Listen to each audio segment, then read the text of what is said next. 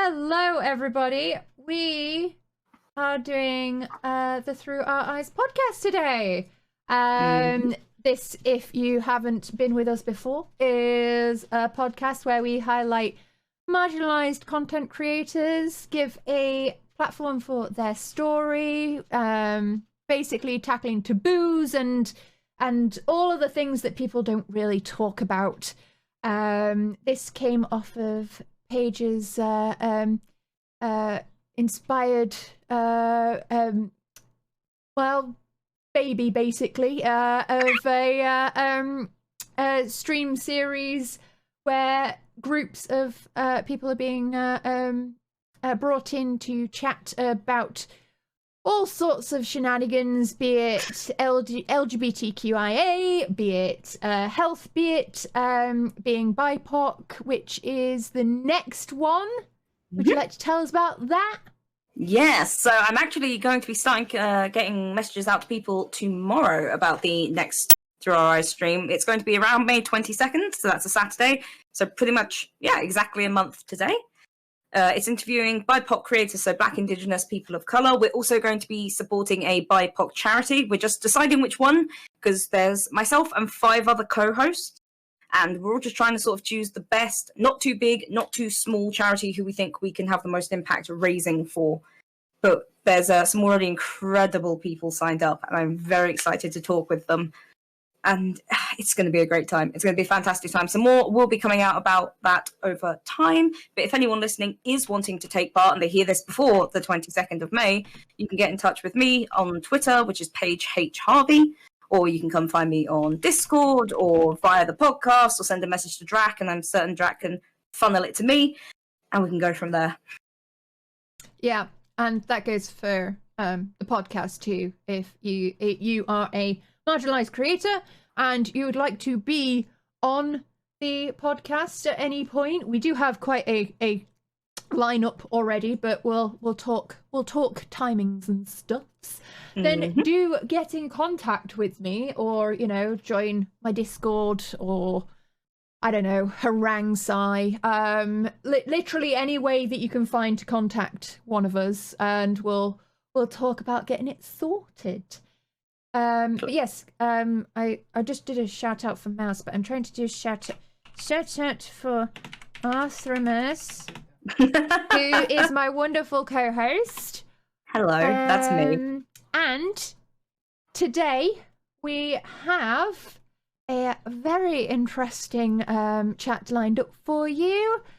Would you like to introduce who you are for us? Yeah, I can do that. I am Commander Plater, or Joe, when I'm not playing games, I guess. I am a YouTuber, live streamer, and vlogger, and I am living with anaplastic thyroid cancer, which is typically the one they write you off over. And that's it. They normally give you months to live. I was diagnosed about 2.5 years ago. That's an ish. I'm he, him. That's me. Fabulous. Cool. Oh, I haven't turned the alerts off.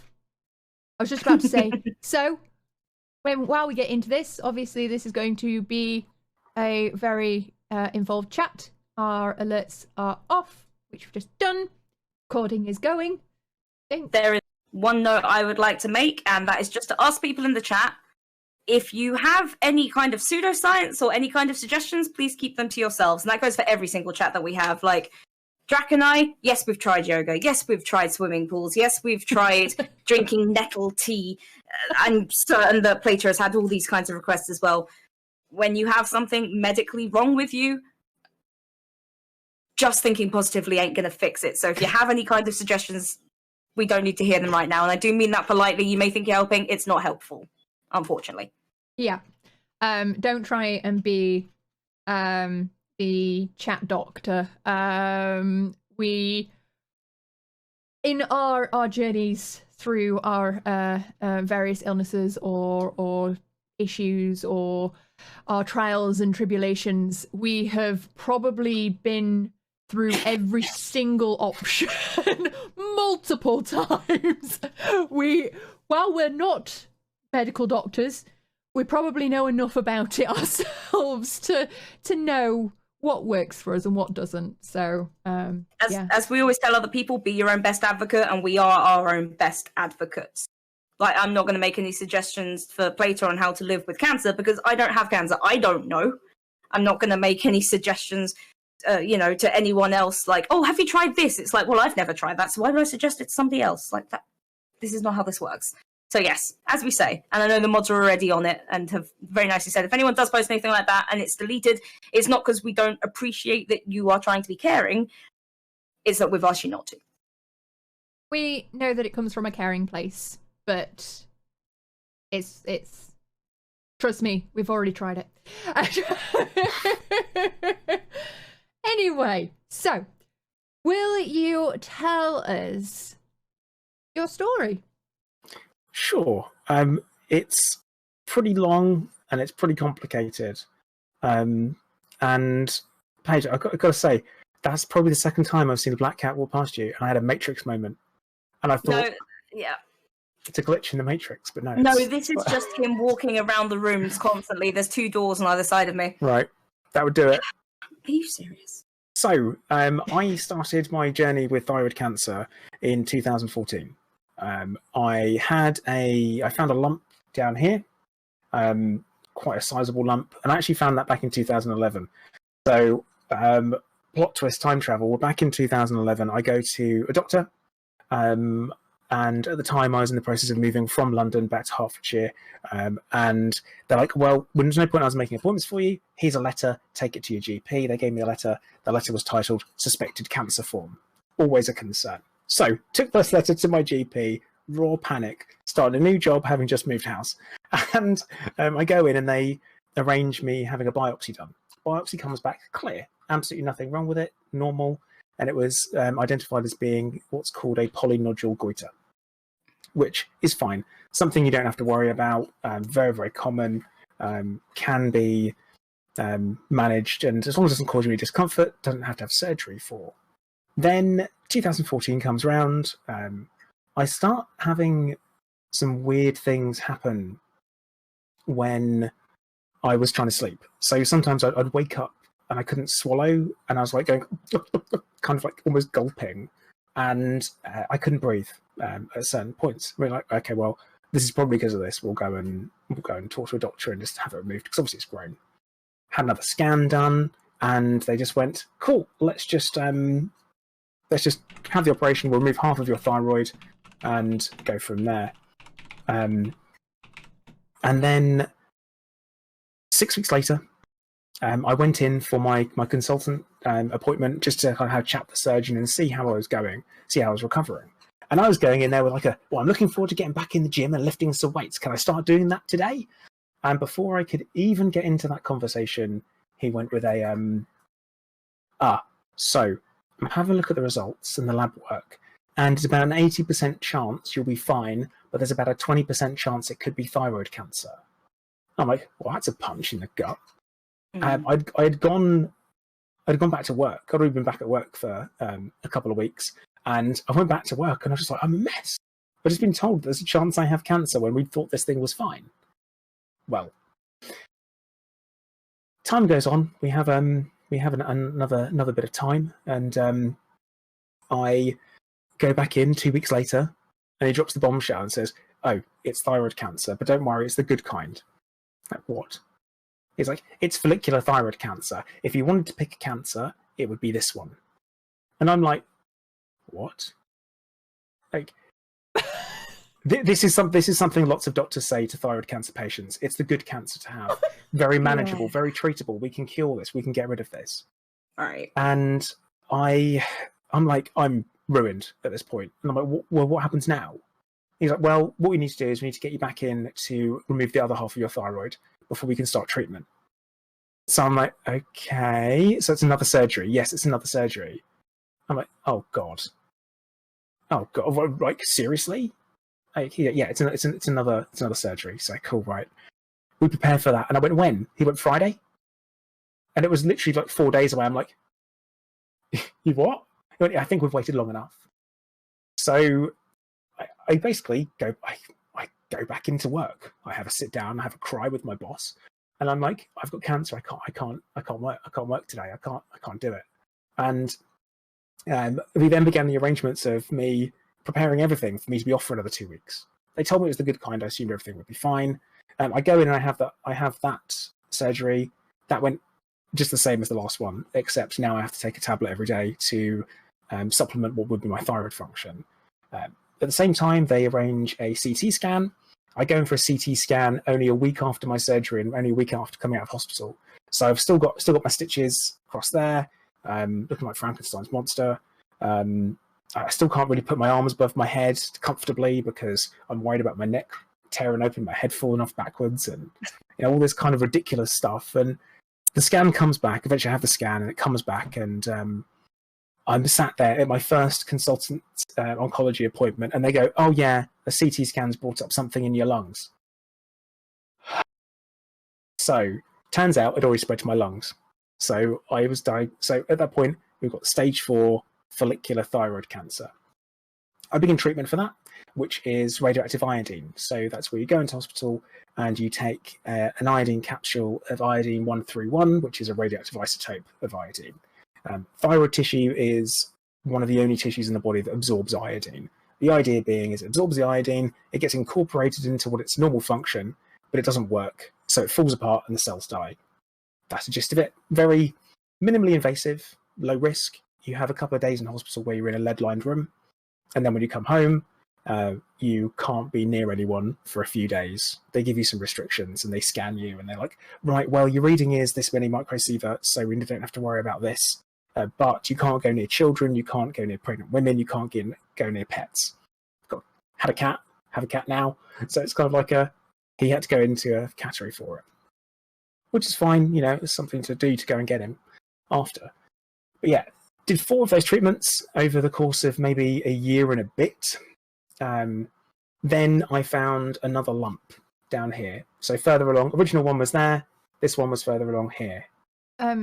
Could I just clarify what the timeline is of this at the moment? Oh, timeline. So you had the surgery after you've got surgery lump. 2014. Yeah. So that was all in 1 year. So that actually happened in, I think that was August. So that was August. Right. I think that would have been August is when I kind of went in and they decided they're going to do surgery. Then I had surgery in September, then October, then the radioactive iodine treatment started in January. Right. So that's kind of, so in 2015, and then I did literally a couple of years until 2016, which where I found the lump come up, the larger lump. So that's 2016 May-ish. We're up to that point, and they do another biopsy of it, and they go, "Oh, yep, that's still follicular thyroid cancer." So we're going to cut that out. So I go in for another surgery, and they go to do what's called a neck dissection. And one of the things I identify in there is that my jugular was actually completely cut off, encased in cancer, and they had to remove one of the vocal cords that goes to my one of the nerves that goes to my left vocal cord. And then I had like a numb mouth, numb tongue, numb shoulder, and I still have numbness from kind of here down to about here, where I can't feel anything on the surface at all. So I've got a scar that runs all the way up, so around there, quite the sizable scar. And from that, I was in hospital for 5 days. I lost 5 kilos. I couldn't eat because I couldn't swallow because I didn't have the nerves. Couldn't drink, couldn't swallow my own saliva either, so I couldn't sleep. So I went 5 days pretty much without sleep, without food. I had to be fed by NG tube, which is nasal gastric, so through your nose, down into your stomach, and they pump you full of calories. Pretty grim experience. And that's us up to, what was that, August 2016 at that point. I then had a follow-up appointment with my oncologist 6 weeks after. So what, middle of September, and then he turns around and says to me, "Have you ever heard of anaplastic thyroid cancer?" And I'm like, "That's the shit that kills you." And he's like, "Yes. It has a very poor prognosis. It's normally measured in months. and I'm really sorry to tell you, but we identified that there was anaplastic cancer in your neck. So I'm just like, well, I'm done then, aren't I? Burst into tears, I had my dad with me. I was expecting a really simple chat, going like could we try something more aggressive than what we were doing with the radioactive iodine? Because it didn't seem to be working that well. And it was just a complete out of the blue, welled up tears with my dad. Went out, walked out of the room, burst into tears, just grabbed hold of my dad and hugged him, just kept saying, I'm dead, over and over again. As I said, I'm dead, I'm dead, I'm dead. Because that's how it felt at the time. It really did feel that like my entire world had just been pulled out from underneath me. On the way home, I text my wife and I'm like, can you come home, please? We need to talk. She's like, what is it? And I'm like, don't make me tell you by text. I don't want to. I can't do that. I told her, we both got very upset together. And then we were back in the hospital the day after. That was a Thursday. Back in the hospital the day after, the Friday, to talk, a different hospital, to talk to my consultant. And he was like, this is your option. This is chemotherapy. We can start it. We want to start it as soon as possible. And within a week, I'd started chemotherapy. And I did 6 cycles of chemotherapy. And I finished that. Wow, God, when was that? So I finished that in at this point, because it just felt like everything's gone on forever. We were into 2017 when I finished that. So February 2017, where I finished 6 cycles of chemotherapy. Anyone that's been through chemotherapy will know it's not fun, and you don't know it's working either. So you're having scans, and then they go, yeah, it looks like things are still okay, still stable. I'm like, well, good, let's keep going then. And that immediately gives you a psychological boost. But during this time, I was bedbound. I was felt sick all the time. One of the things that was absolutely appalling was constipation, because the anti-sickness meds. Well, there's one called ondansetron, which shuts everything down. It was so that was pretty rough. That was the worst thing ever. Really, that was the worst part of chemotherapy. But then started doing damage to my veins, so my veins were hardening. So I don't have a vein on the inside crook of my elbow anymore. There, it's gone. It's scarred up and been reabsorbed. It's gone. It's other side okay. So I did all of that, then stopped, and I had 8 months with nothing happening, which was brilliant. Then had another scan, turns out I'd grown a bit more, and then we started another treatment called lenvatinib.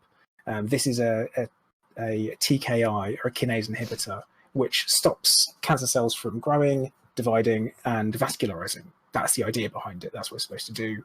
And that worked for me for 1.5 years, up until Monday. This Monday, literally, I found out that it started growing again, got some scan results back. So really, I'm at this point where I'm ready to face the next thing and see what happens. But that's from there to now. That's my story. That's who I am. That's where I am. Pretty comprehensive. Sorry, I rambled. Oh, no. I mean, it's going to be one of those things. It's a long process that you've been through, and to really understand what's brought you to this point, we need to know start to finish. So don't worry about rambling. Yeah, it's very much. It feels like I've done it all as well. So it's what I will say is that looking back, and my first consultant, who was a surgeon, saying thyroid cancer is the good kind to have, I tell you what, it don't bloody feel like it. No, I mean, no. That fills me full of fucking rage right now. Like the idea that your first interaction when it comes to that is, oh, that's the good kind that you want. It's like, no, there isn't a good kind. No, there isn't. It feels kind of like what we were saying earlier. It feels like it came from a place of caring, of trying to be reassuring, but that's not what you want to hear. You want to, I think, at least for when I've had the diagnosis of something, I just want to be told what it is. What do we do about it? I don't want to be told, oh, you're going to be okay. It's like, okay, I was hoping that was the case anyway. What's the actual issue here? Like, yeah. What are we going to do about it? Is mine. It's like don't tell me I'm going to be okay. Things go sideways. Tell me what we're going to do. And I always want to know what we're going to do when it goes wrong. Yeah. Because I'm my worst case scenario doom planner.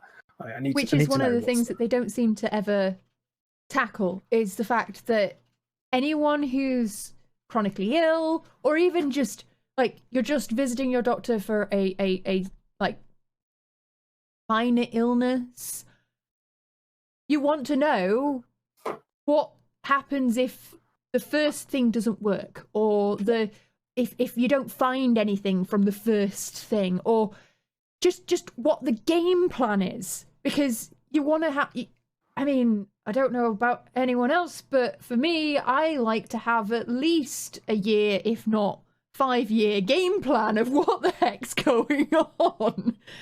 And the idea that they don't tackle that is strange. I mean, I understand why, because they don't want to fill people full of dread and gloom when they're going through a tough time already. But I have never found that living in a world of sunshine and rainbows when it's dark and stormy is probably the best thing to do. You know, I want to know what's next. I need to know what's next, and I need to be prepared for it, because that's what everyone asks you. Yeah. That's the question they ask. What's the plan then? What do you go for? Well, you know, we're just going to do this, and cool. Yeah. That's it. You know, it isn't great. I mean, It tells me started it'll be off fine, thinking, though. Yeah. Yeah. Oh, you know, I'm sure you'll be all right. No. Yeah.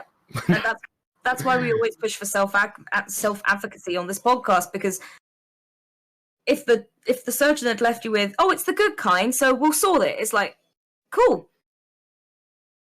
Could you ever have guaranteed they'd have called you? Could you ever have guaranteed you'd have got a letter or actually had a follow-up? Because so many people get lost in this system that even at the most dreadful moment, the fact you still have to, you know, tell the doctor how they need to deal with their what your next steps need to be is so fucking hard. It feels really, really kind of old school. That it's the good kind, and I've come across it from other cancer patients, thyroid cancer patients in particular.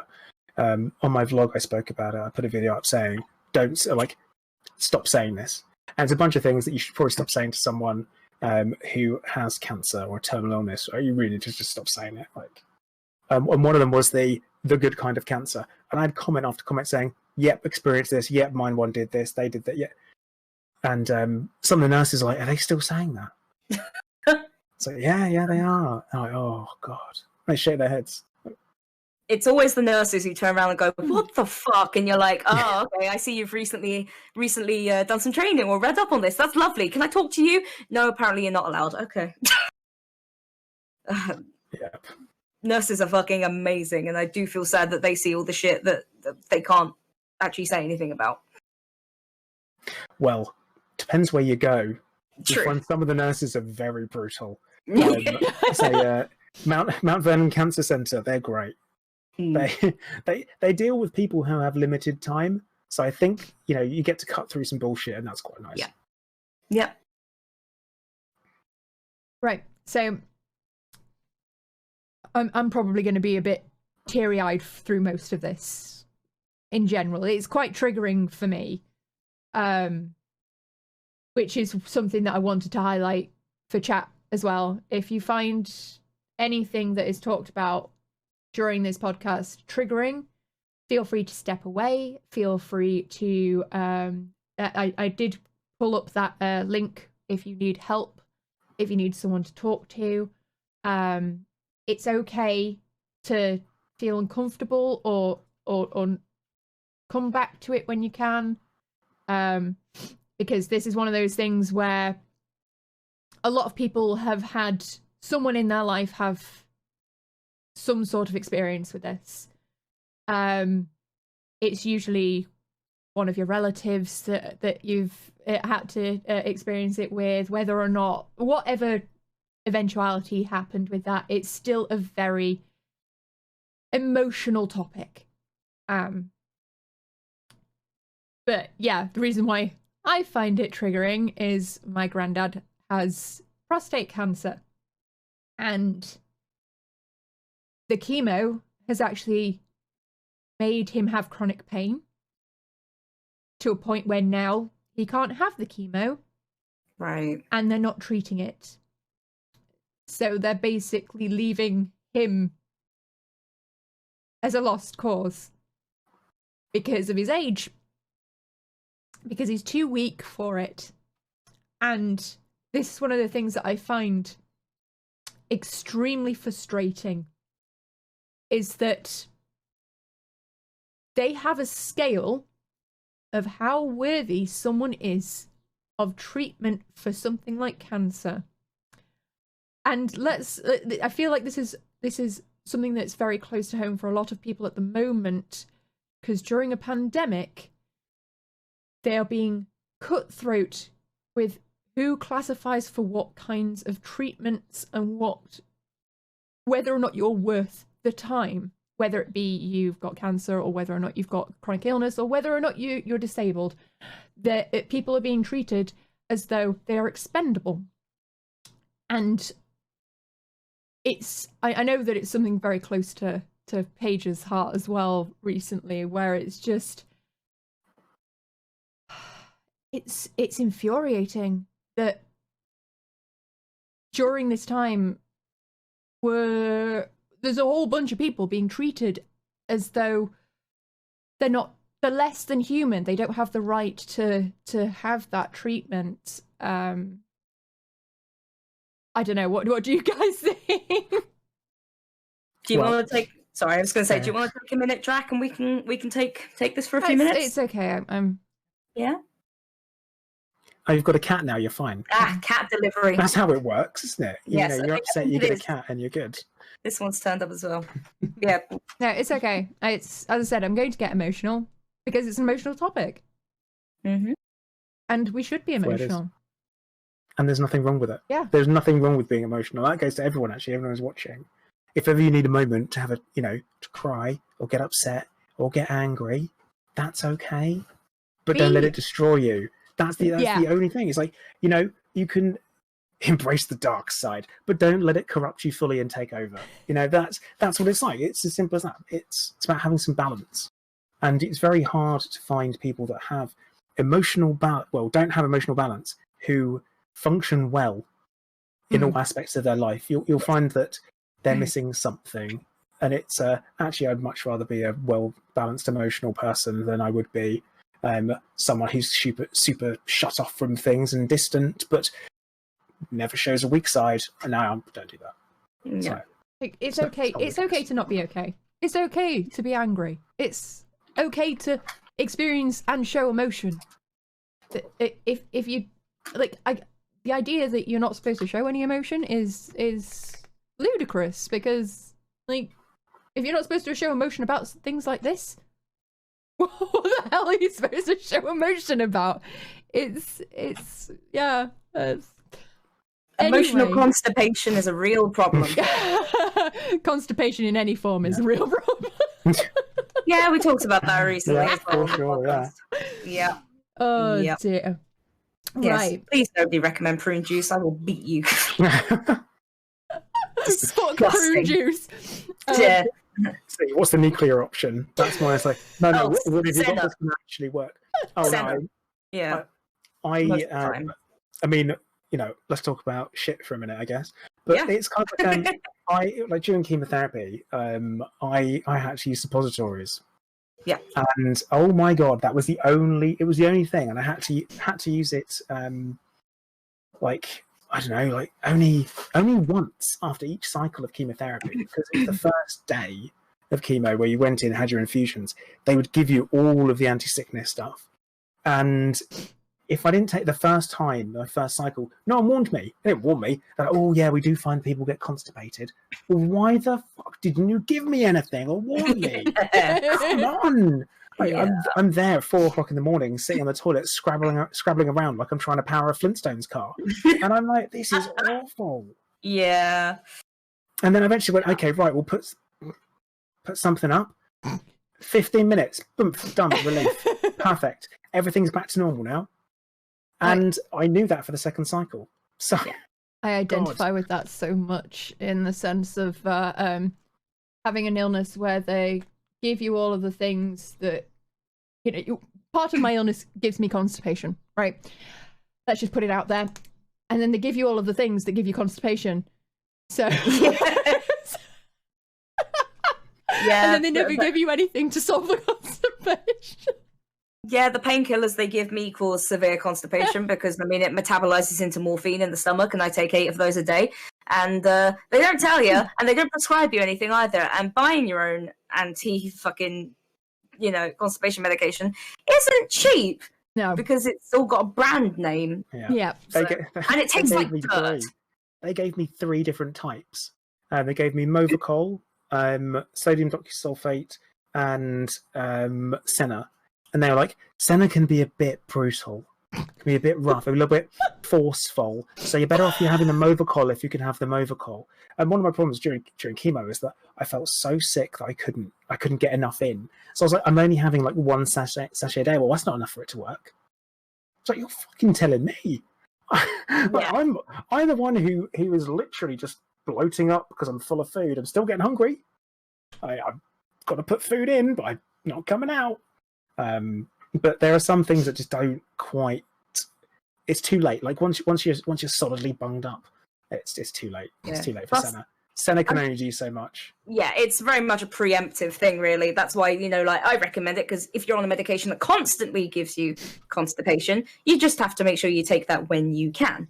But the other thing I will mention, and this is going to go into some nice gritty detail for people. What do you think happens when you're constipated, but you do actually manage to poop? Do you know how thin the skin around your anus is? And do you know, especially if you're a woman, the taint area, that thing can split. And that will actually happen to a lot of women when you have a child. And if that splits, but obviously it's near a whole bunch of poop and things, you can get infections very easily, and you can get fissures and everything. So you need to make sure, if you're ever going to need to go on chemotherapy or have a medication that says may cause constipation, get treatment beforehand, read it. Sugar Pixie has a lot of trouble with things like this and says it feels like pooping shards of glass. That's probably the exact thing. And it's because it causes rips in the skin in your butt. And then you get a ton of blood, and nobody ever tells you that that's meant to happen, or actually it's not meant to, but it's gonna. And then you call a doctor, and they're like, "Oh, it's fine." It's like, could you have told me?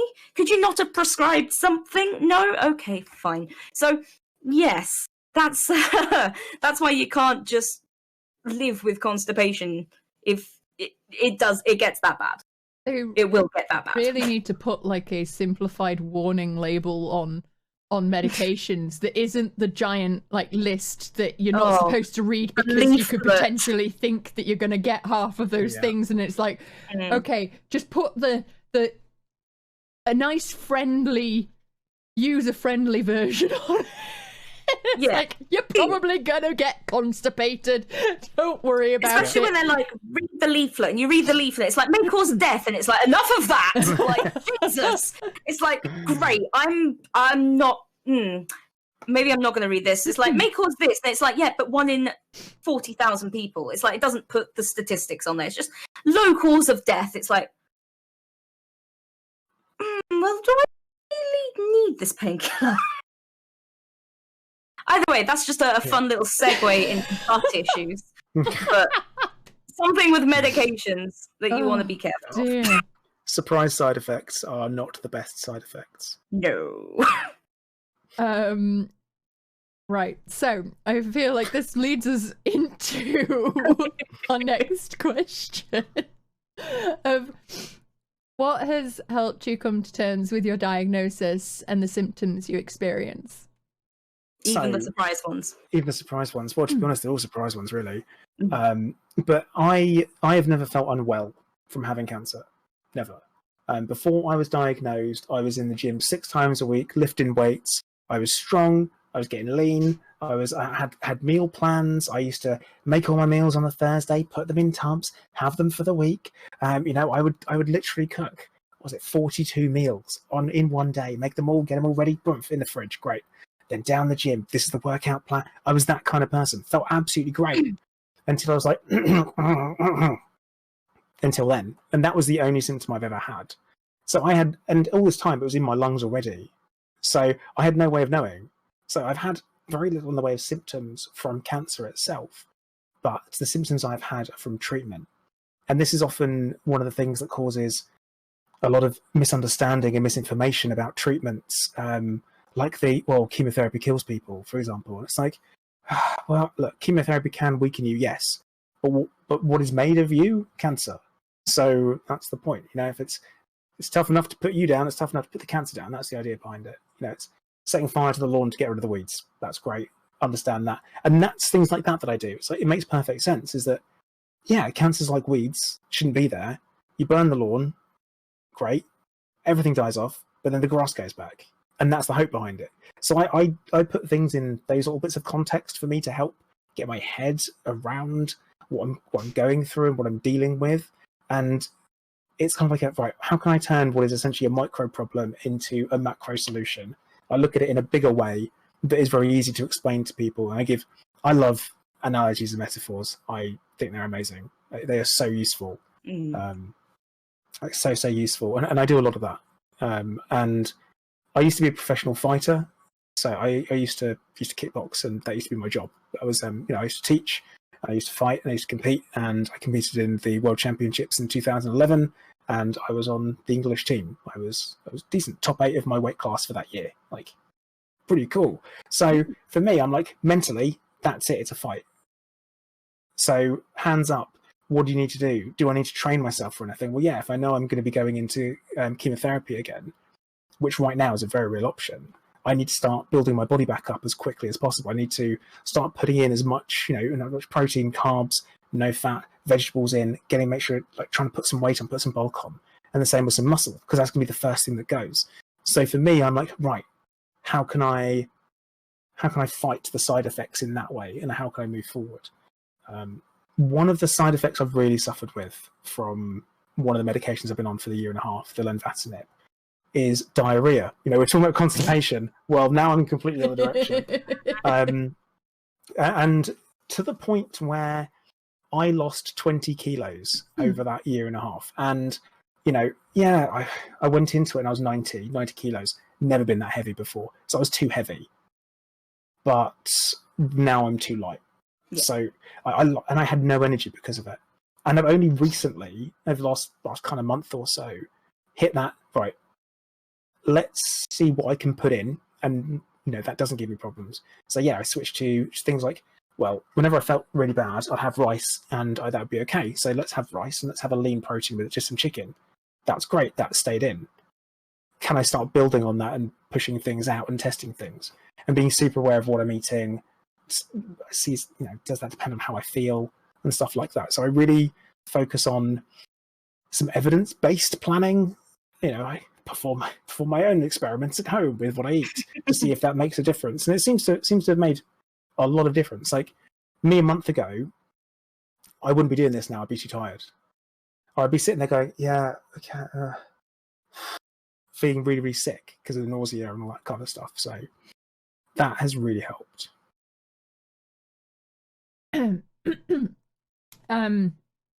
Sorry. You right? Yeah, apparently I'm choking on my own spit here. Okay. This happens every bloody time.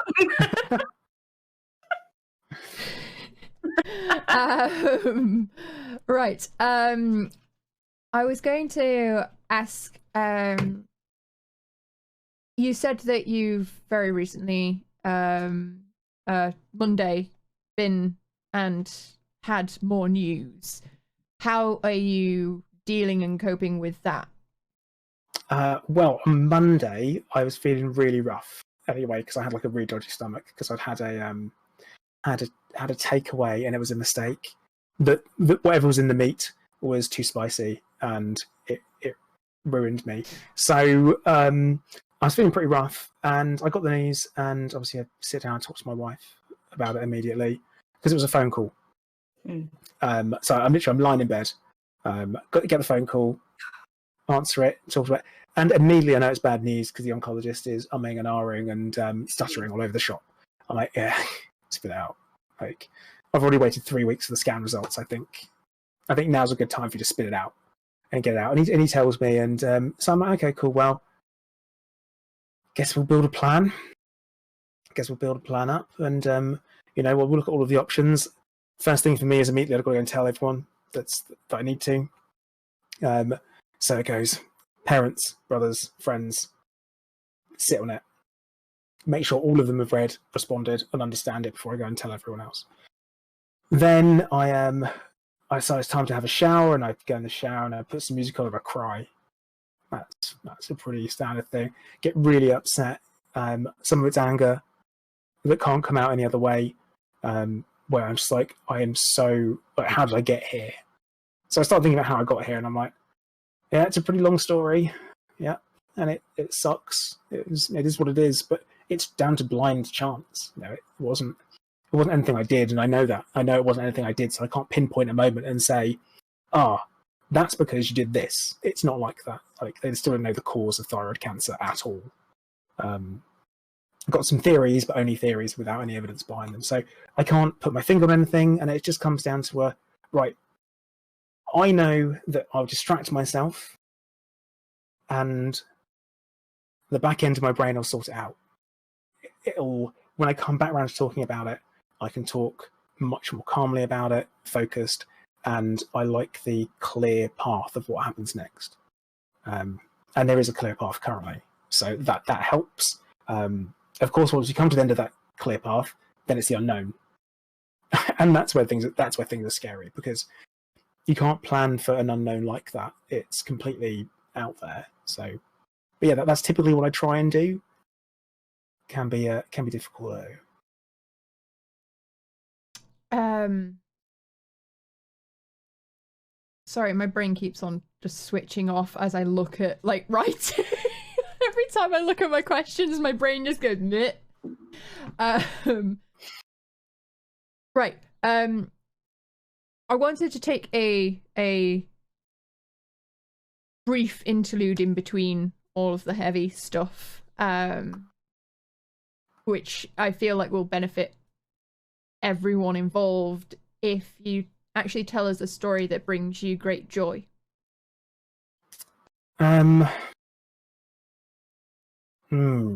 Joy. Wow, what's that?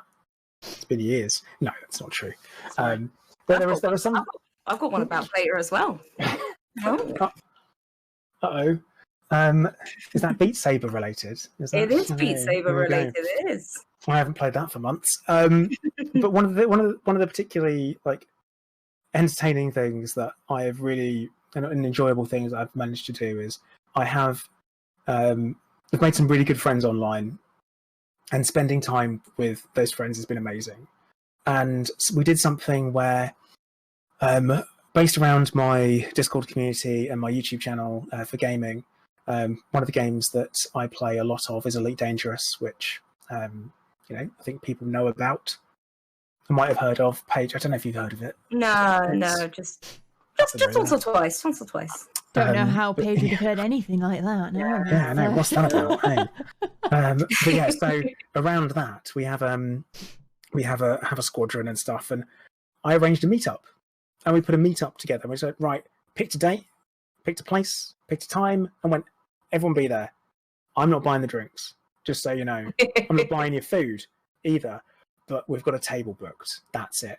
And 25 people turned up, which was massive. And we had a couple of people from Germany. I was like, crazy. Like, people from another country came to meet up, and we got to have burgers and beers and stuff, and it was just a really, really great time.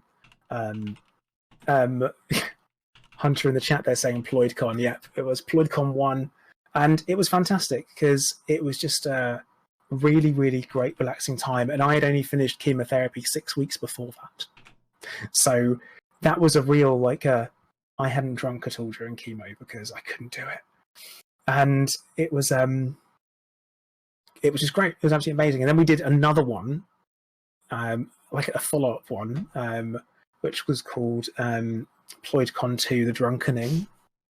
And we, again, loads of people turned up, including someone from Texas this time, which was, again, absolutely incredible. And it was just really great to meet all these people that you've spoken to online and put names to faces and have beers and have a chat and talk about stuff and just be ridiculous. And that was really great, absolutely fantastic. Really enjoyed them. Paige, you said you wanted to share your story about Plater too. Yeah, so I will have to apologise up front because, not to make this about me, but over the last year and a bit, since I left Frontier, I have been diagnosed with new issues, and I have a lovely slew of memory issues that come along with them. So certain dates and details go a little blurry occasionally, so people will have to correct me if I'm wrong. But I believe it was Fantasticon? Yep. It was Fantasticon. Excellent. In Good. Grimsby. In Yeah. Grimsby. Yeah, so it was Fantasticon when I was still working for Frontier Development as Elite Dangerous community manager. And we were going to a slew of events, a bunch of us, and Commander Plater was there. And, we weren't exactly sure how Plater was going to be, because you've been going through a right fucking rough time with it, but you were going to be there, and it was, like, awesome. That's really cool, because obviously I've known Plater for as long as I worked at Frontier, it's like 4 odd years. And I remember talking to Commander Ascorbius, who came and talked to me. He was like, I think I'm doing all right today. I'm really proud of him. Like, this is my friend. I'm so proud of him. Like, he's here.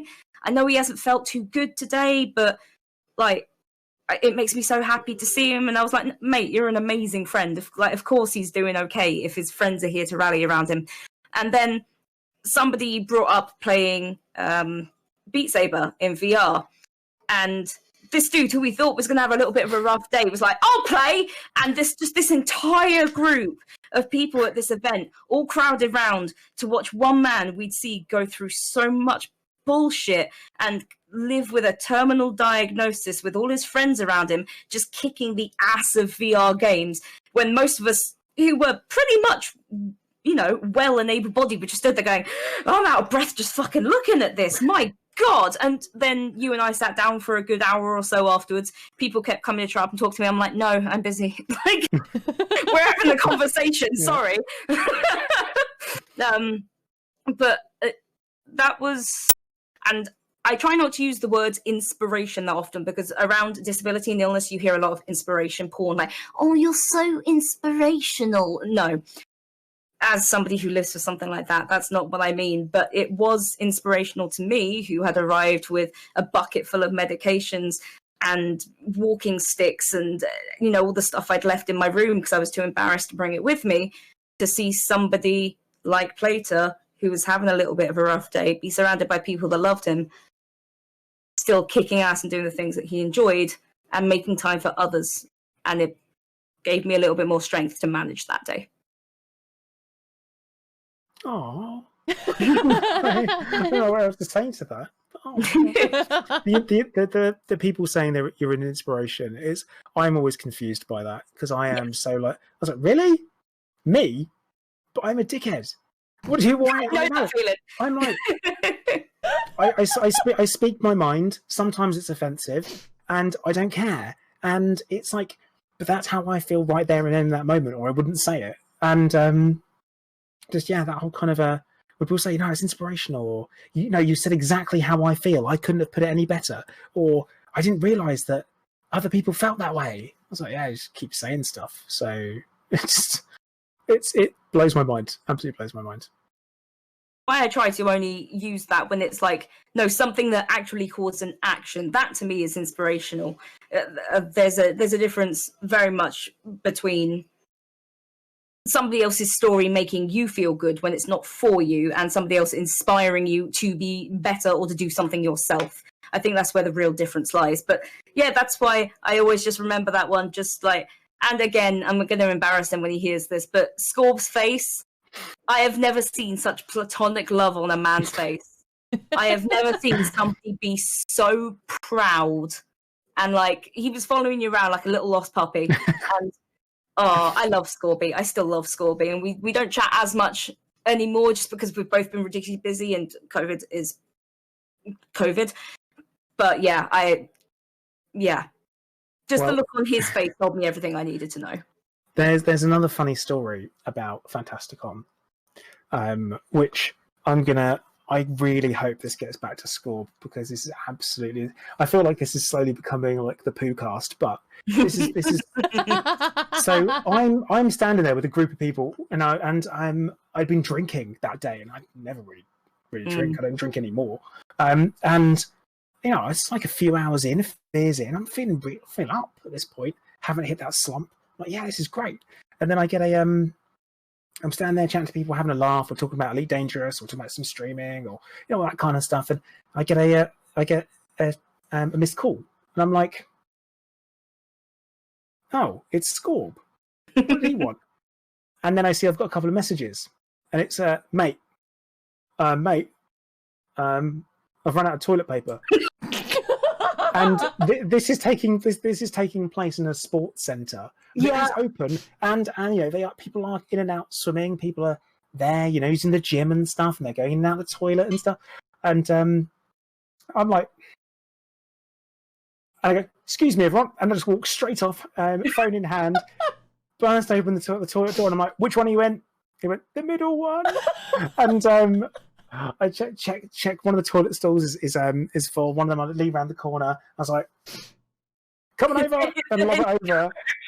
He's like, "Thanks, mate." It was like full on Code Brown. I was like, "Yeah." Oh wow! I went, "You're welcome. Now hurry up. Come on." And I just walked straight out again. Okay, sorry about that, guys. And then I waited for him to come back before telling everyone what happened. It's what you got to do. Oh, is that why he was red for the rest of the evening? Well, that might have been the beers. Yeah. But yeah, absolutely hilarious. Robbing a dog, just God, yeah, he loved that dog. There was a beautiful dog there. But yeah, that was probably seriously one of the funniest things that could have happened then. Plus, us being told off for fighting with swords, but that's nothing. Yeah. Oh God, I forgot about the sword fight. I actually left the room at that point because I was like, there's not even a stage. There's no barriers. There are children 6 feet from those swords. Oh my God. Yeah, there was an open air sword fight. Don't do that near children, please. Oh my God. That wasn't mine and Scorp's sword fight, but we did get told off for wailing because earlier on in the day we'd been swinging the swords around, and the organizer came over and, "Hey guys, how you doing? Can I just take these off of you? You guys enjoying the day? You having a good time?" I was like, we just got primary school teachers. You did. No, it's been absolutely ransacked. Now get out of the sand. Leave. Yeah. What a weird day that was. Yeah. It really was. Yeah. Yeah, we ended up eating barbecue at like a shop near the promenade. That was weird. I mean, we stole someone's taxi. And we bundled in with him. Like, he got in, and went, "Oh, this is my taxi," and he was actually one of the guys that was there to promote his book. He was an author, a guy called Jack Mann. Yeah. And he got accosted by Scorb and made him write out and sign a book to me or to the Ployd. And then we got in his taxi with him to then go, and because his hotel was also in Grimsby, but we were further down. We'll just take us to the next place. We'll do that, and it'll be fine. Totally ransacked him. And then the day after, he came over and said hello. So obviously we must have made a good impression. But of course, you're the Ployd, aren't you? Oh, yes, I am. Yeah, that's me. I just remember a group of us. We grabbed Malik for some reason. Just a bunch of us from Frontier grabbed a few community members. Were like, "We're going for barbecue," and then singing Roxanne walking down the street. Like, oh, God. Good day. Yeah, it's a good song to pick. Yeah. I'm sure Grimsby's heard worse. This is why I wanted you to tell a story about something that gave you joy. Because it's gone from a very, very heavy topic to bringing you guys a little bit of joy right now to reminisce about that. And I thought that was extremely needed for situations like this. Didn't know I needed it, so thank you. I did need it. So, yeah. Right. God, we're flying through these questions. What have you learned from your experience that you'd like to share with the audience today? What chemotherapy feels like? No, that's crap. That's utter crap. No one wants to know that. I mean, I wouldn't want to share that with anyone. If you don't want to share it, you don't have to. But the experience was rough. But... Thing is, right? Half the people aren't going to experience it. Good. And then the other half are going to experience it, and they're not going to be ready for it. And it's something that no one talks about. So if you want to share it, feel free. If you don't want to go there, don't go there. I mean, I don't mind going there. It's interesting. It leads into the thing that I've really learned from the experience and is really worth sharing. So I'll talk about what chemotherapy day one is like, because this is something that you're not prepared for. Is you go in and you're in a room full of other people who are all having the same bloody thing done. And everyone is there for a different reason. Everyone is there with a different person. And what you see is in that room, you sit down and you look at all of these people who come in and they're full of energy. When they walk in, they sit down, they have energy. Yeah, it's nervous energy, but they are there and they were... Have you really, Paige? I've seen that in chat. Have you really told him?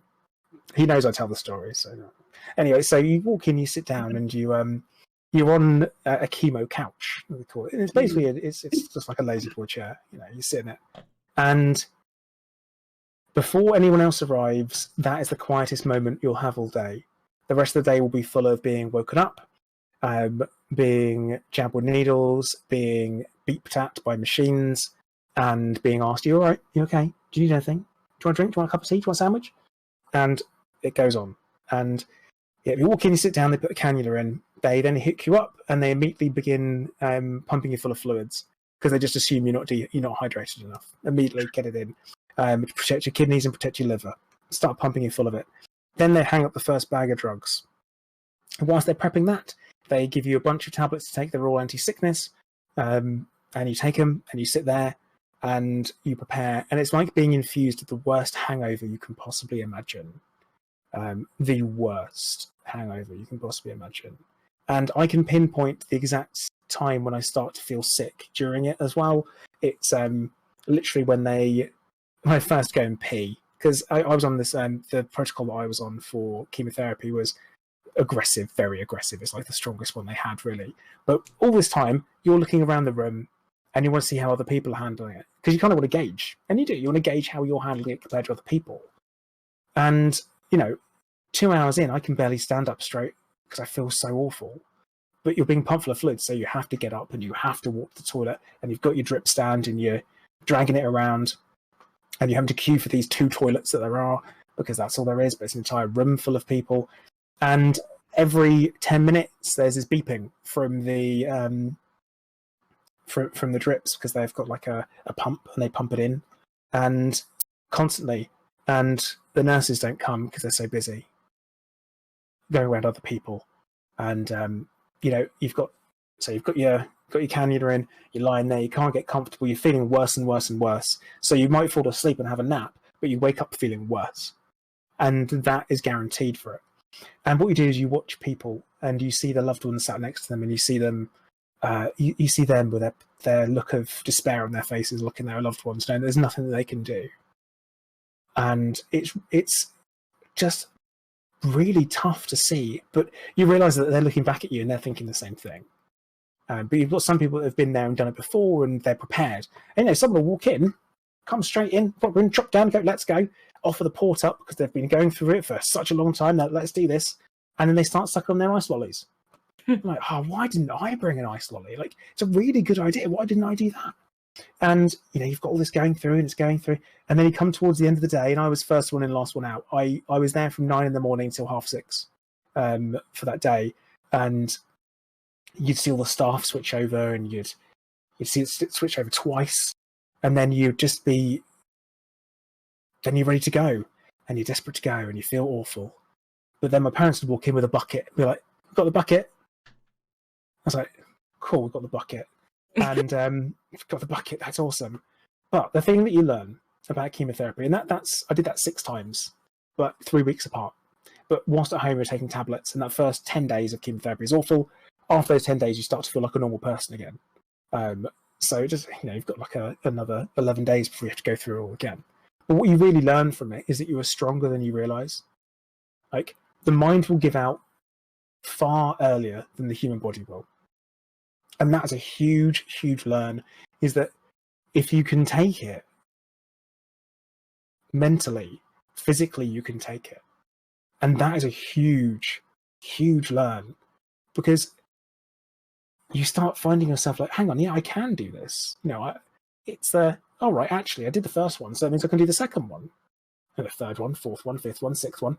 And yeah, and by the time, it came towards the end of the sixth cycle, after losing all of my hair was regrowing, my beard was regrowing. It shouldn't have done. Everyone was surprised. Oncology team were like, why have you got a beard?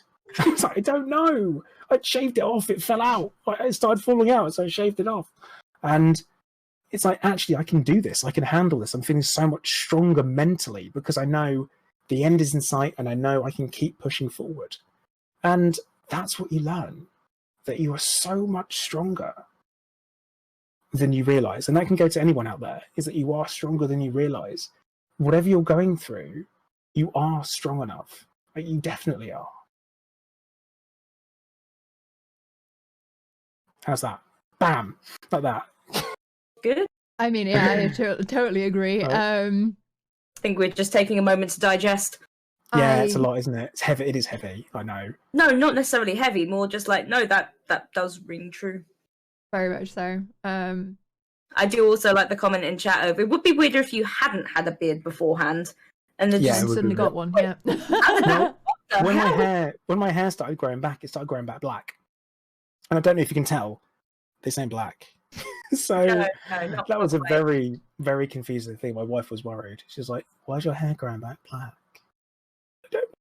It's just the goth anime arc, it's fine. It just happens in the middle and then it ends. It's fine. Yeah, I was trying to frame my next question. So you've shared about the experience of chemo. What about dealing with a diagnosis like yours? What have you learned about that? It sucks, and no matter what anyone says, it's going to suck hard. It's rough. It's bad. It hits you like a gut punch, and then it'll hit you again when you're not ready for it. I struggled with music and listening to music because you don't necessarily realize what music's talking about and what they're singing about until you're in a situation where you can stop, listen to it. And you might be going through something that's suddenly like, oh my God, yeah, this is right. And, oh no, I was going to stay totally composed throughout this whole thing. But now I'm not going to be able to. You don't have because to. of bloody music, of all things. This is my point, it gets me. And in particular, I remember listening to certain songs because I used to stay in bed like all day. This during the chemotherapy when I got the diagnosis, because I literally went from diagnosis straight into chemo, and I had maybe 4 days, like literally 4 days before starting chemo after getting the diagnosis. I just couldn't believe it. I got a phone call immediately like, yeah, we need you in then. And I was like, ugh. But Mike Shinoda in particular, who's obviously Linkin Park, he released a lot of music talking about obviously how angry and how upset he was after Chester committed suicide. And some of it was just, it kept hitting me over and over again, which is one of the songs that hit me. It was like over and over again, because it's like every time I'd go to bed and I would kiss my wife goodnight and I would say, I love you, goodnight. That was me saying goodbye because I didn't know what things would be like. And it would do the same, and over again. It was that. And it's happened. It's like you say goodbye over and over again, and you find yourself in that situation. And it was like, shit, I get it. Like, but this time I'm saying goodbye to her because she may never see me again, or I might not handle this, or who knows what's going to happen. And that really, really struck me. And that's the thing that really got me about music, like during the diagnosis, is that it was that was the big thing that really hit, was music. And so I couldn't listen to music for months. Yeah.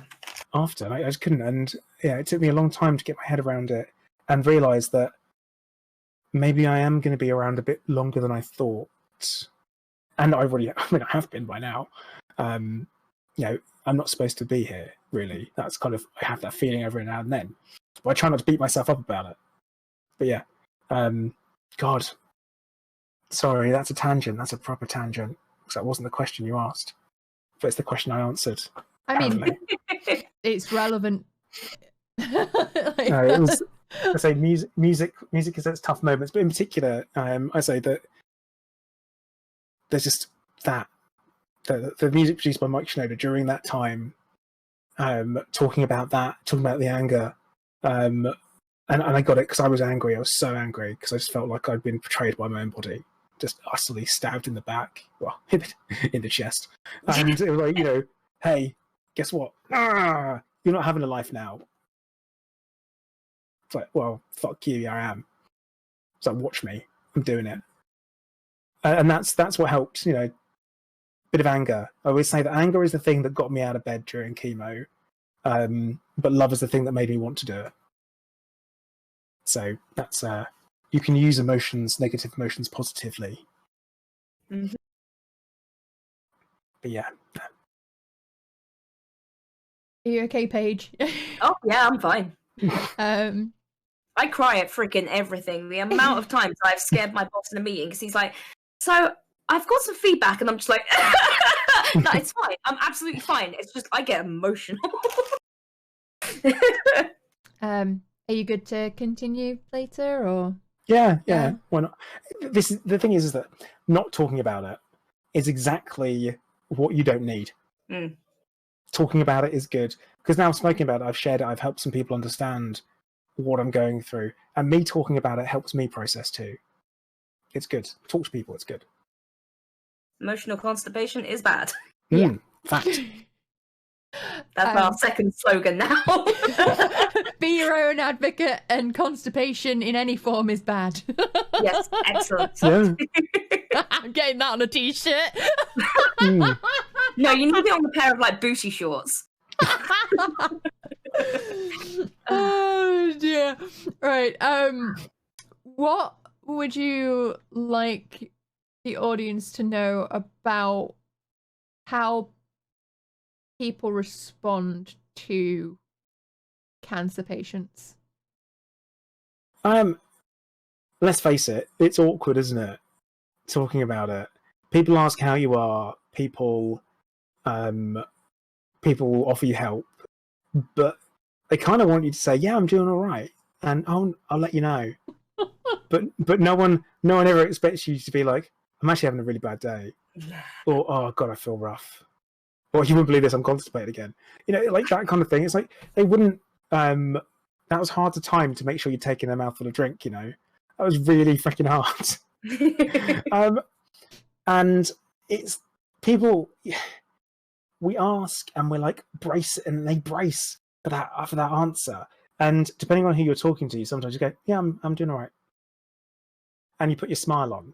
And I can guarantee you, if you've got cancer and you ask someone how they're doing, they ain't doing all right. Like, they're not. Even if they say they may be doing better than they were yesterday, but they're not doing great. They're not doing well. They might be doing fine. My response is, well, all things considered. That is my way of saying, not good, but I know you don't want to talk about it, so let's leave it, shall we?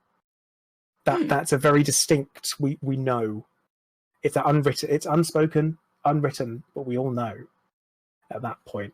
And I noticed Drac, you laughed, which means you probably understand that. Yeah, I mean, I feel like people with chronic illnesses can very much identify with that rhetoric, just purely because no one wants to hear that you're not doing well, or that you feel like shit, or they don't want to know about the fact that you spent all night throwing up, or whatever it is that you've been experiencing. Everyone wants you to be, yeah, I'm all good, and it's so exhausting to that you have to respond in that way to make sure that they feel good.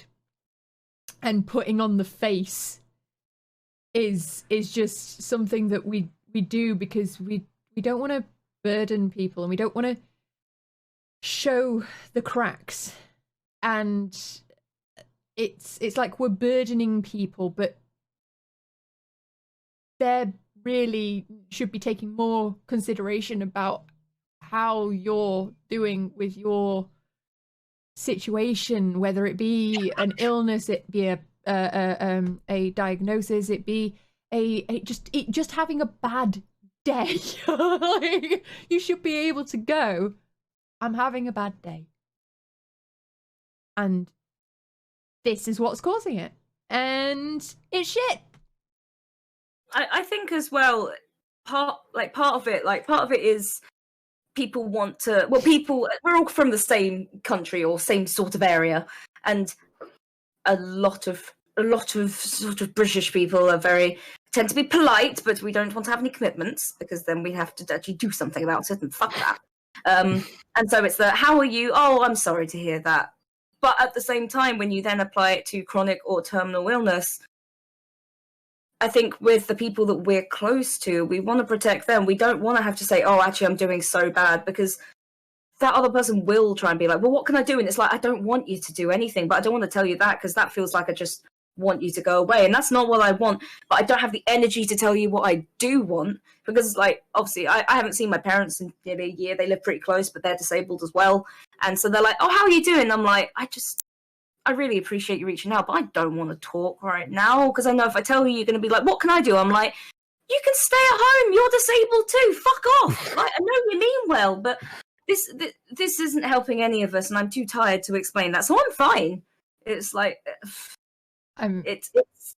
it's so difficult to balance the not wanting to burden anyone else, but not also wanting to hurt anyone else with the same pain we're already dealing with. Because like Plater said, we've had to learn that we're strong enough to bear it even when it doesn't feel like it, and sometimes it feels easier to bear it for ourselves than try and teach others how to bear it as well.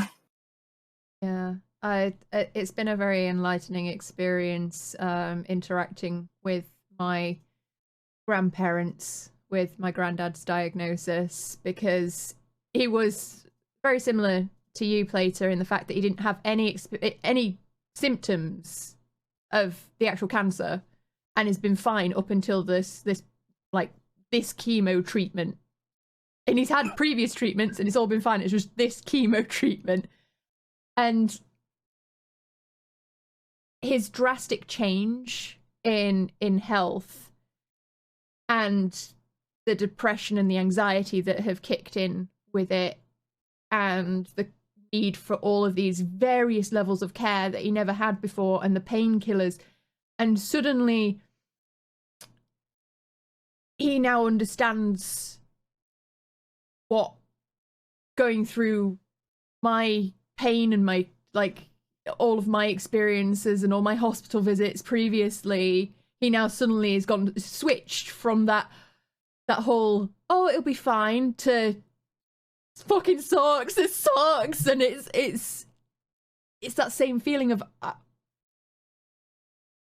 my grandma has been stopping talking to me and ringing me up because she doesn't want to burden me. And then when we do call each other, both of us go, we've been up to nothing. Because I don't want to burden them with my ailments. They don't want to burden me with what's going on. But that means that, you know, for ages I didn't get any updates about the fact that my granddad was in and out of hospital for 2 weeks. And my grandma's got an illness as well now, and so she understands, but now she doesn't want to talk about it. And it's nuts that we're trying to protect each other. But all we need to do is go, it's okay, you know, it's been shit. Yeah. I've never spoken about this publicly, so I guess this will be a new one and might incite some tears, but my memory issues actually physically caused me to forget it, so that's upsetting too. Just before I left Frontier, one of the inciting things that caused it was my granddad died of cancer. And it came out of the blue, and within months he was gone. It just went snap, gone, and he was 4 stone when he died. And he was 80 odd, I think. Maybe a little younger. I hadn't seen him in a few years because I don't live near. But because I hadn't seen him in ages, and because it was just my nan dealing, But then my nan was calling my mum, who was calling me. I only got the faintest of updates. But because my nan had to try and deal with what was going on, and then through my parents, I didn't get to go and see him at all, not once. I didn't see him for a year or two before he died, and I never saw him, and I couldn't go to the funeral because I was sick. And it was so difficult to be like, I want to help, and they're like, no, you can't right now. I'm like, why can't I help? And it's like, because we don't need you to, we need space. And it's so difficult being on the other side of that as well, just being like, but I know I can, why won't you let me? But then you do have to understand that people dealing with shit like this have to deal with it in their own ways, and the best thing I could do was stay away, although it hurt me. And yeah, trying to balance that and work stuff at the same time was a right nightmare, because you get a phone call when you're in the office and it's like, oh, take 5.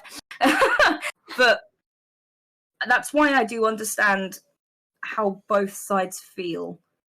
And it is difficult, and it is so difficult, like with the spoon theory of having enough energy to be able to explain to others how you need them to feel. When you just don't have that energy, it often comes off as callous or just, I'm fine. It's like, you're not, but you're not willing to talk to me. Why is that the case? And it's only when things have calmed down you can have those conversations, which is why I think, Plater, you sharing experience like this and coming to talk to us despite the right fucking shit news you got on Monday is so important. Because not everyone, and I'm very glad not everyone is going to have any of these experiences, whether having the illness or dealing with somebody who does. But empathy can be a very difficult thing to manage, whatever side of the coin that you're on. I mean, you've also got to understand on the other side, the people that are around the ill people in general. You're worried about how you can help, and then you feel bad that you can't help, but what you should be worried about is what's making the other person feel best. It may hurt you, but yep.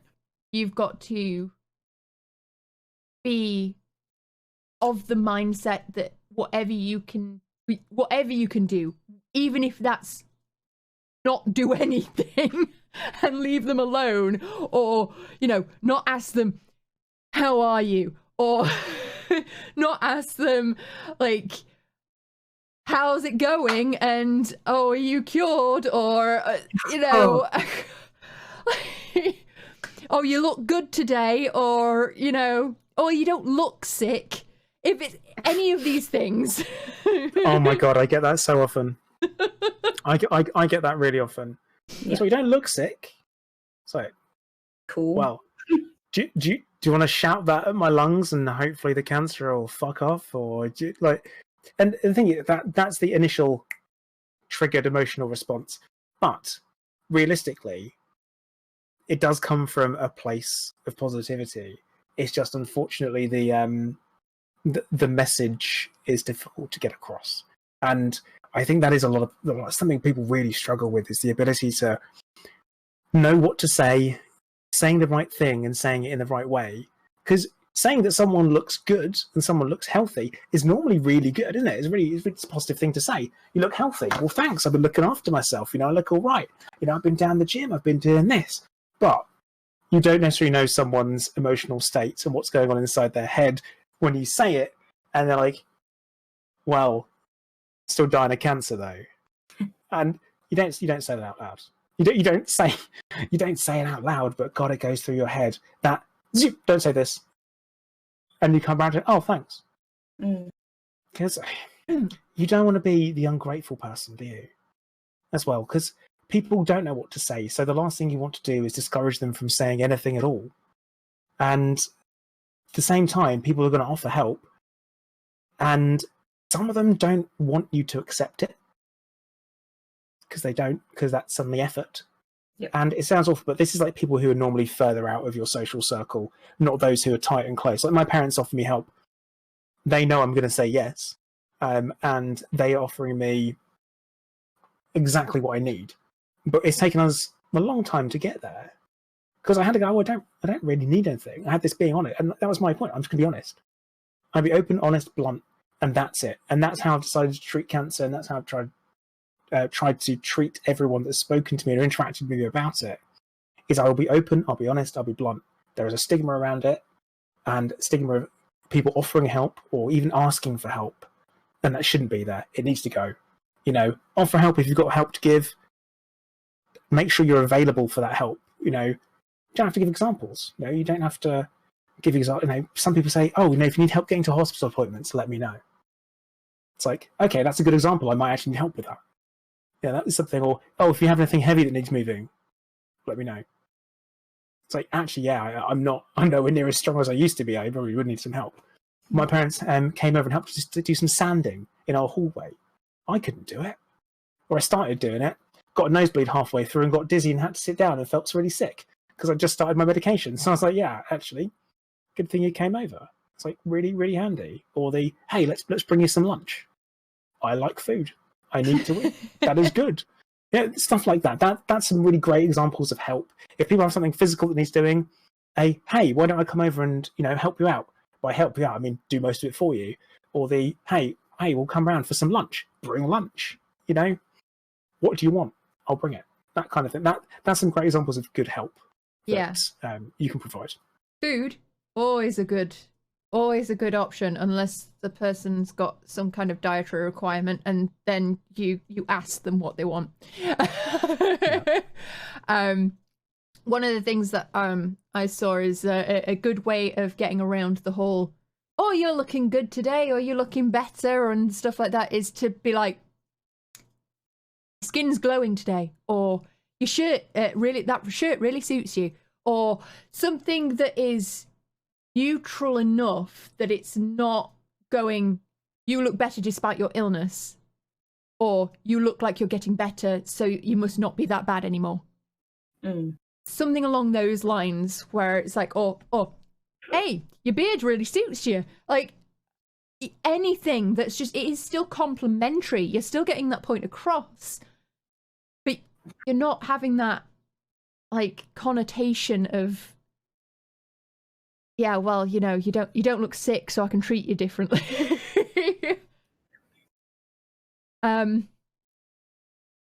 Any other ones to add to it before I delve into the questions that, oh god, these questions? Don't tiptoe around. Don't tiptoe around us. Don't do it. Like, don't tiptoe around people that have cancer and they might have a time limit. Because guess what? You're wasting time by tiptoeing around. Like, I'm a cut through the bullshit kind of guy. I'm like, right, let's get down to it, shall we? Like, what question are you really asking? That kind of or let's just skip to it. Let's get on with it. You know, let's go for it. Let's just do it. I think with the whole the beard compliment thing, that's an interesting one, just because I get it a lot. The beard thing, like, that's a magnificent beard. It's like, thanks, I grew it myself. That's my. No, I did. It's like or you get you look like Ewan McGregor. I was like, God, he's 50 though, so I don't know how I feel about that. So it's like, he's 50 years old and I'm only 36. So it's kind of like but you know, there is that whole kind of, I say, cutting through the bullshit is what it's all about. Yeah, definitely what it's all about. But him from episode 1, nice. Yeah, it really does. It's I think, don't tiptoe around. Don't be scared to ask it, because you'd be surprised. People actually like talking about themselves, no matter what it is. It's a funny thing. People are all experts on themselves, whether they admit it or not. I very much agree with that sentiment. It's like, I mean, to be fair, that's a rule 101 of streaming, actually, is people love talking about themselves, so ask. You'll be surprised how much you get a conversation out of people. Just before you go on, Drax, there was one question I did want to put to you, Plater, and one shout out for somebody in the chat I just wanted to quickly make. I will start with the shout out to add a positive spin to this, because this one could go a little sour, Plater, and you probably know what it's about. The first person I'd like to shout out is Freebooted in the Twitch chat. freebooted. Some of you may know him as Uncle Matt. Uncle Matt is the uncle of Commander Michael Holyland. And when I worked at Frontier, Michael was a young lad I saw about on Twitter from Matt's tweet, a young lad living with cancer who didn't have much time left. And the elite community showed up en masse to help out this young lad. Uncle Matt is a fucking fantastic human. Like, Michael's whole family are incredible. Just being able to be a little part of Michael's life, and just a tiny part of his family just for a couple of days, still sits with me constantly. But if you want to learn a little bit about that and a little bit about what family life is like when a member of your family has cancer, if you go to Netflix, there is currently a documentary series up on there called Not a Game. And there is a section on there about Michael and Elite Dangerous, and there are interviews with Matt and with his mum and his dad, and from me and Sally and Zach. And cancer, I never saw my granddad before he died, and I do feel honoured that I got to meet Michael and see that life force and that zest in somebody who was still dealing with some horrendous shit at a very young age. And so that's why I want to shout out Uncle Matt, just because an incredible human being, incredibly kind, and just that meant so much to me. And obviously, when this is where I'm getting to the point now, when the elite community heard about what was going on and that Michael wanted friends to play with online, just for a little while longer, people turned out in force. But this is where it gets slightly salty. I know, Plater, your experience with people online hasn't always been particularly positive, and you've not been shy about that either, which I think is fantastic, because people do need calling out on their bullshit. But in terms of this question that we've just been answering, how would you recommend people online respond to somebody with an illness that they maybe do not really know much about, or, you know, times that they shouldn't necessarily say things? What is acceptable, or what could be acceptable to say? I think I'm going to give some examples of things that you don't want to hear. There, like, I've been accused of faking it for attention. That's obviously, never say that, because one, you're wrong, and two, to think that about someone else, you're a dickhead. They're the two certainties that I can tell you. And it's a sad time when people jump to that, or think that, because I even Googled, I was like, how many people, I was like, it's on my phone, how many YouTubers have faked cancer? One. Only one has faked it. And it's just strange that people jump onto that. But anyway, that's something over there, isn't it? I think educate yourselves is a really important thing. If you think about saying something, or you think you've got, you know, something to add in there, or give, or you think that, you know, you've got some complementary information. Number one is, if you're going to present something like a medical fact or a pseudoscience treatment, don't assume I've looked into it. Number one is assume I've looked into it. If you don't think that there was times where I was just Googling stuff all the time, searching for trials, searching for alternative treatments, searching for things, asking questions, calling my oncologist, and I've seen this, is this any good? I called him up, saying, I've seen this trial. Can I go for this trial? What do you think about this trial, for this one here? You know, how does this sound? And it's like, well, I had a look at it. And he actually looked at it for me and looked at it and went, no, not a thing. It's like, cool, you've looked at it. But don't think I haven't. Don't think I've not looked into cannabis, or don't think it doesn't do anything. It actually, literally, there's no scientific evidence that proves it does anything for cancer. Pain relief, emotional stuff, epilepsy, yeah, great, really good research for all of that. You know, and people helping people sleep, really good, you know, but it isn't necessarily good for killing cancer cells. But people have got it in their head that it is. This kind of thing is like, don't do that. Do the research, and I can guarantee you the top result that is from a legitimate educational facility will be the correct answer. If you have to go to page 2 for something on Google, it's not right. That's it. It's not. And especially if you find people do you should check out this therapy or this one or that one. It's like, stop, just don't. No one needs that.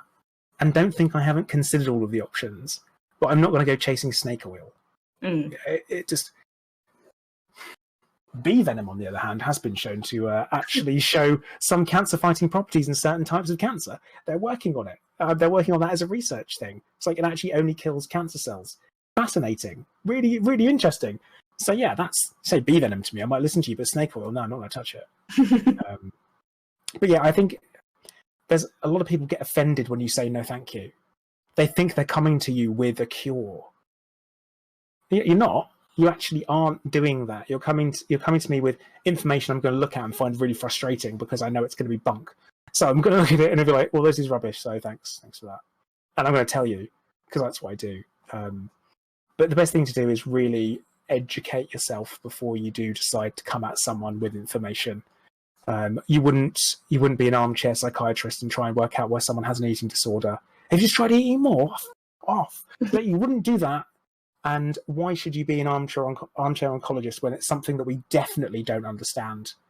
You know, there is a reason why there are so many people dying of cancer still, and we are producing new treatments all the time because we are gaining understanding.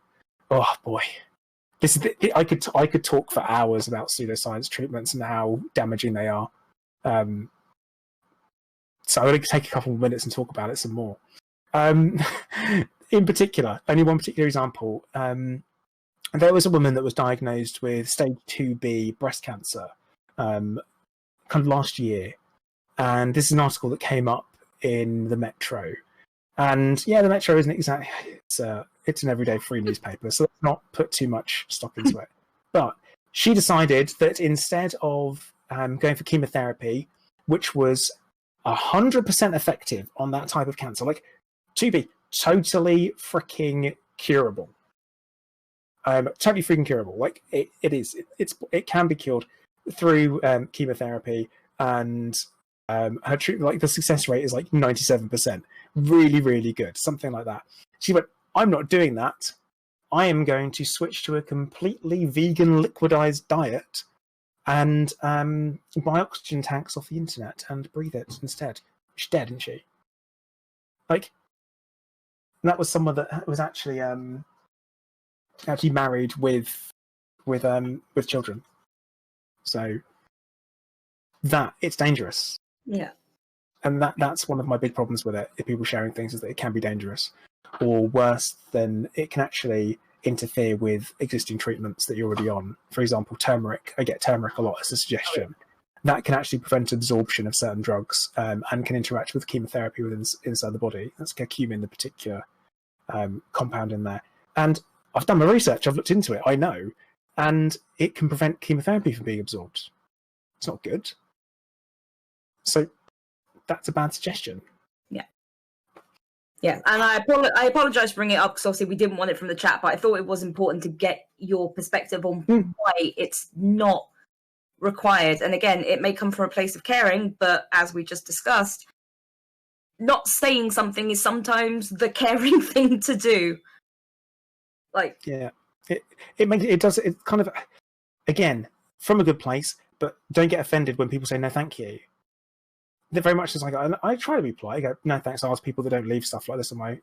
I can't believe you're not doing everything to save your life. Oh. How fucking dare you? How fucking dare you suggest that I'm not doing everything? I'm doing all of the right things. Yeah. Like exactly. That. No, that one boils my blood as well, because do people not think that... And I cannot say... as from the perspective of somebody with a terminal illness, but from somebody with a lifelong illness, do people really not think we aren't trying to fix this? Like it can't be cured, but are we not trying to actually find out what treatments are available, how we can be helped, that we're trying to be our best advocates? Because again, we don't need to do yoga or hot boxing or fucking... It's like, you want to suggest medical marijuana? Do you know how expensive it is to get that in the UK if you are approved? Cool. I was going to say, that's the point. It's like you have to jump through so many hoops, even if you are a cancer patient, to even be considered to be able to have the privilege to pay astronomical private costs to get it. You have to pay £100 to send the email to apply. Because I looked into it, because obviously as a young person, I may have imbibed with the devil's lettuce, and I may have found that it helped my illnesses a lot, but I can't have it, and instead I have something that damages my kidneys and my liver, because it's legal. But marijuana is not legal. Slightly aside of the point, but that's to say that somebody isn't actually trying their best. It's like the survival instinct doesn't necessarily mean you're running away from lions. It might just mean you do fucking hours of Google searches and you learn this shit. There are different ways to survive, and most of that is being knowledgeable. So if it looks like a pseudoscience and it walks like a pseudoscience and it quacks like a fucking duck, then it's either a duck or a pseudoScience. So don't fucking post it in the comments. It doesn't need to be said. Actually, duck eggs have been suggested, so that's... Oh, of course they do. And I've had everything, you name it. I have heard that actually, if you get a head wound, and I need to check this one out, but it does seem to be fairly legit. If you crack open an egg while you're waiting for actual medical help and you peel the membrane, because it's used to keep in the actual membrane of the egg and keep the, the baby, whatever bird it is, protected, you can place that against a cut, which will dry and harden over to actually act as a pseudo membrane. Although I would very strongly discourage you doing that, because the percentage likelihood of you then basically directly infecting yourself with salmonella is strong. So yeah. The biologist in here is screaming internally that idea. So if you're in the middle of the forest and you need to wait 3 hours with a gushing head wound, might be worth the risk. Otherwise, not apply eggs directly to your scalp. But you do not want to apply it to a direct head wound, purely because you are basically cutting the middleman of the blood-brain barrier, and and that's not good. Well, there you go. I would say it was intentional, but that wasn't necessarily. But there's an example of me being like, I found something interesting that does work in theory, and Drac being like, fucking idiot, that's not going to help. Well, it might help. Theory is wonderful. Exactly. Theory is a wonderful thing. Yes.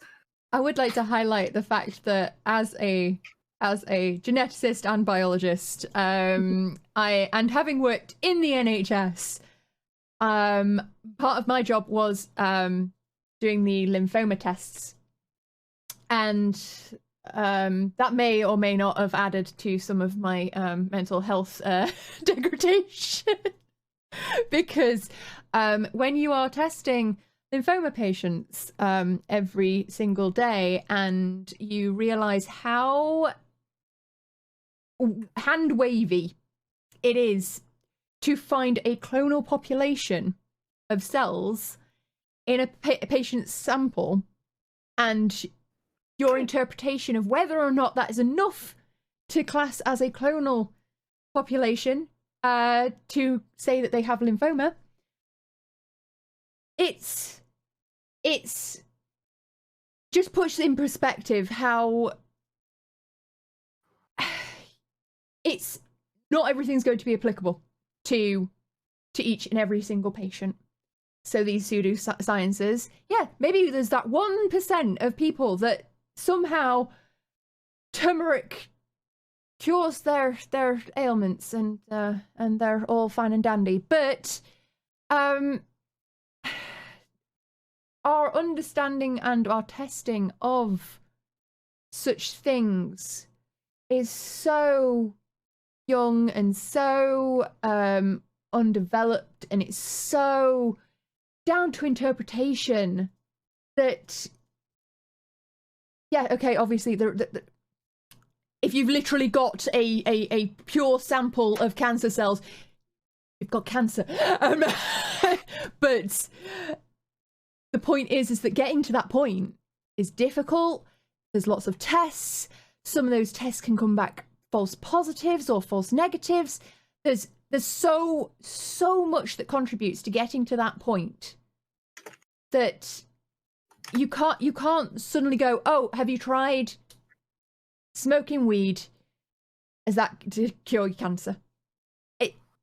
There are so many things that have a play in how our bodies work and how they deal with illness and how we understand that process, and we're still learning about it. And that's why there's so many fucking studies and charities around it, is because we're still trying to fucking figure out what to do. So don't think that your pseudoscience is going to suddenly fix this highly complicated, very poorly understood thing. There's actually an interesting lead on from that is talking about legitimate treatments as well. I have obviously done a lot of research into this, and I have gone and asked why I've never been able to try immunotherapy, for example. That's the only thing that we haven't tried. Done surgery, can't do radiotherapy for obvious reasons, because it's in my lungs and it would shred away healthy lung tissue. Not an option. Makes sense. More damage than good. Cool, got it. That's a garden you don't want to burn. Great. Now, I can't do immunotherapy because nothing works on my type of cancer.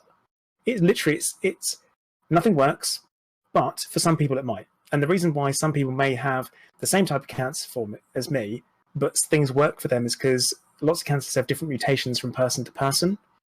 For example, there is a mutation around called BRAF in anaplastic thyroid cancer, which there is a kinase inhibitor which targets that specifically, and it also works for skin cancer and melanoma, because it's fairly common in that as a mutation as well. But if I don't have the mutation, I can't do that treatment.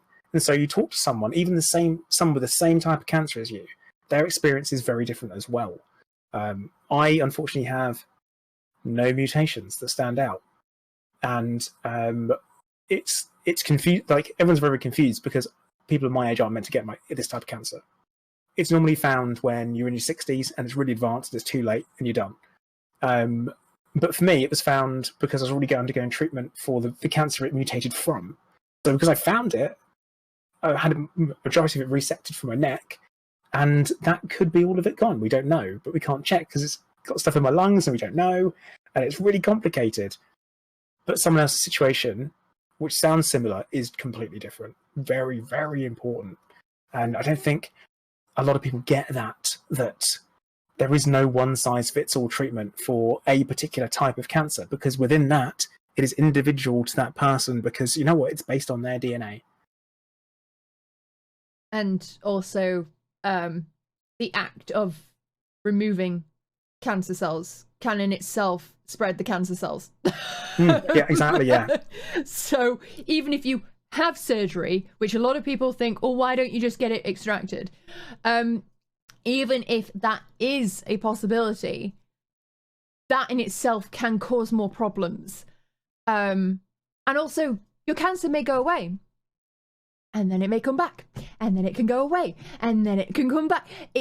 Thing is that you've got to think of it as the same as okay, you've got a pest infestation in your house. You completely, thoroughly clean everything.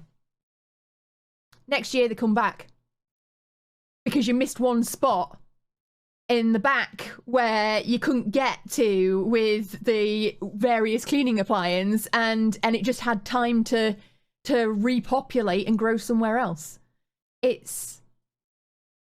You have no capability of actually accessing every single cell of your body, so therefore cannot actually guarantee that you've excised every single piece of it or treated every single piece of it.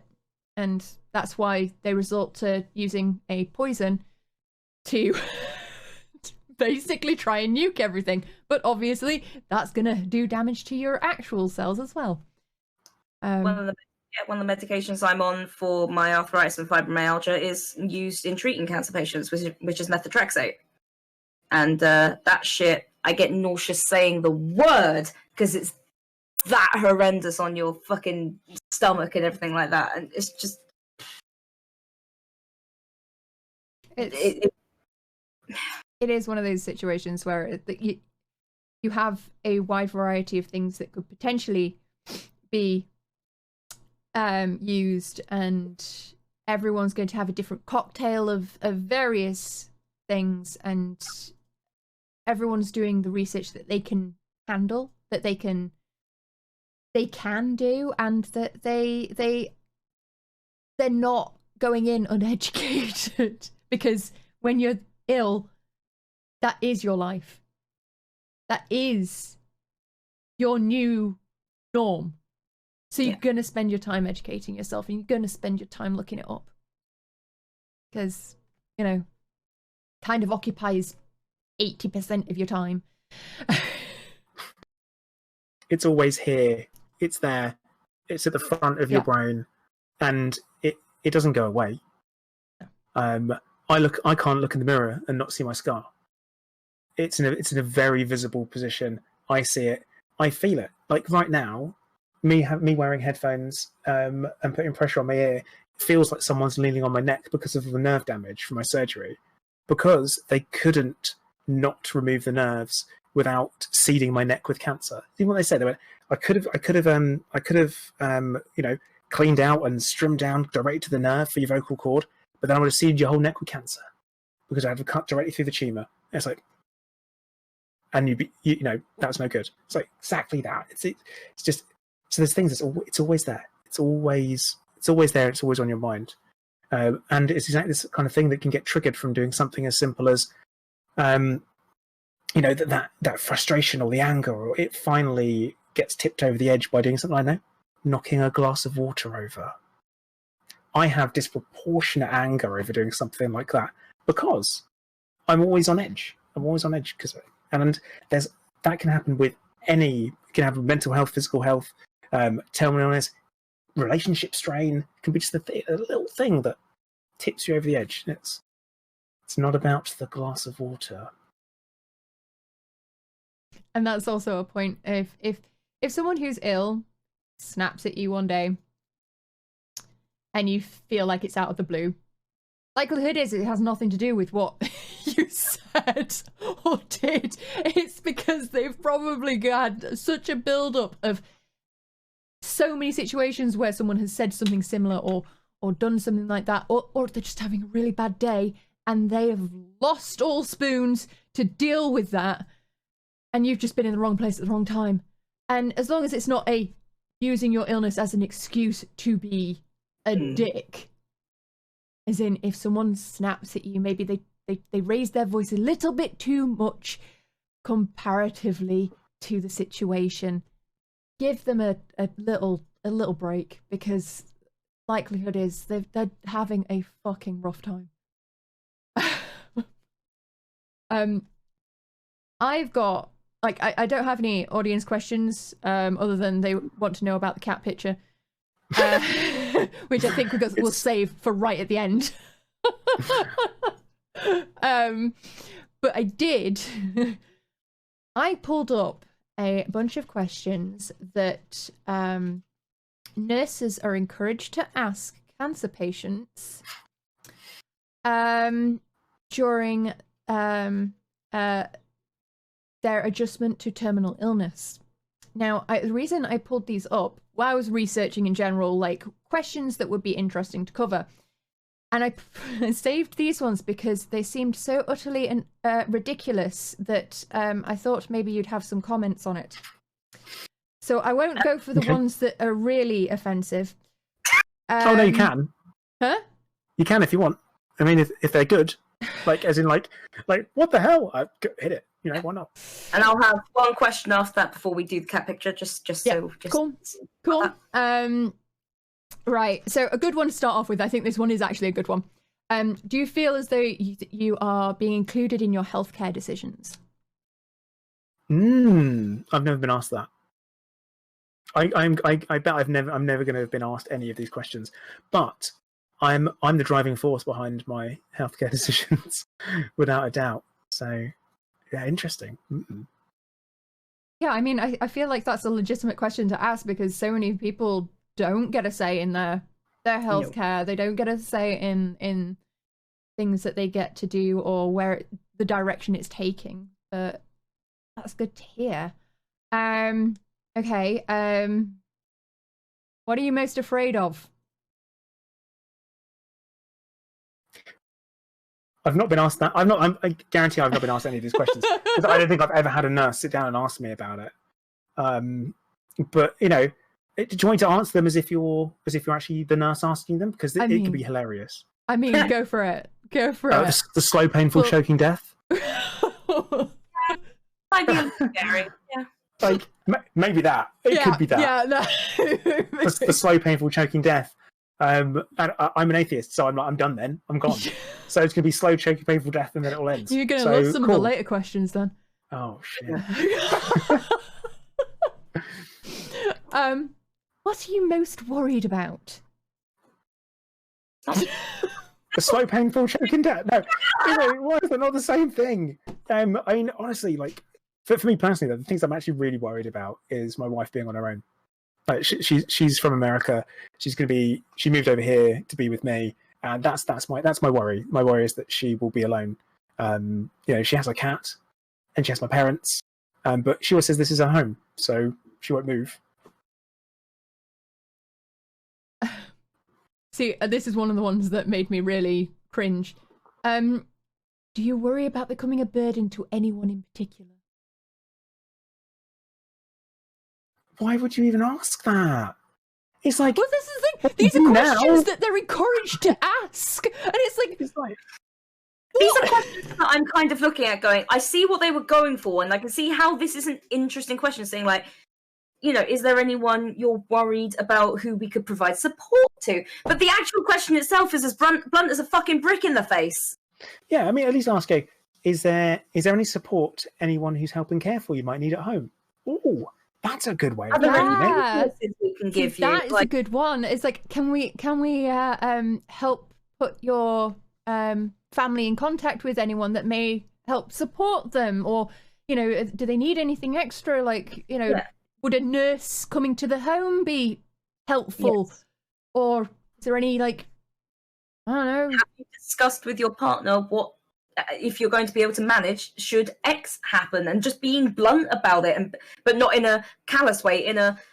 If this does happen in this treatment that we've already hopefully discussed, are we going to need to blah blah blah blah blah? You know, they're good root questions, awful questions if they are meant to say them as they are. As I said, I literally copied and pasted these in. So I doubt you can something this fucking awful.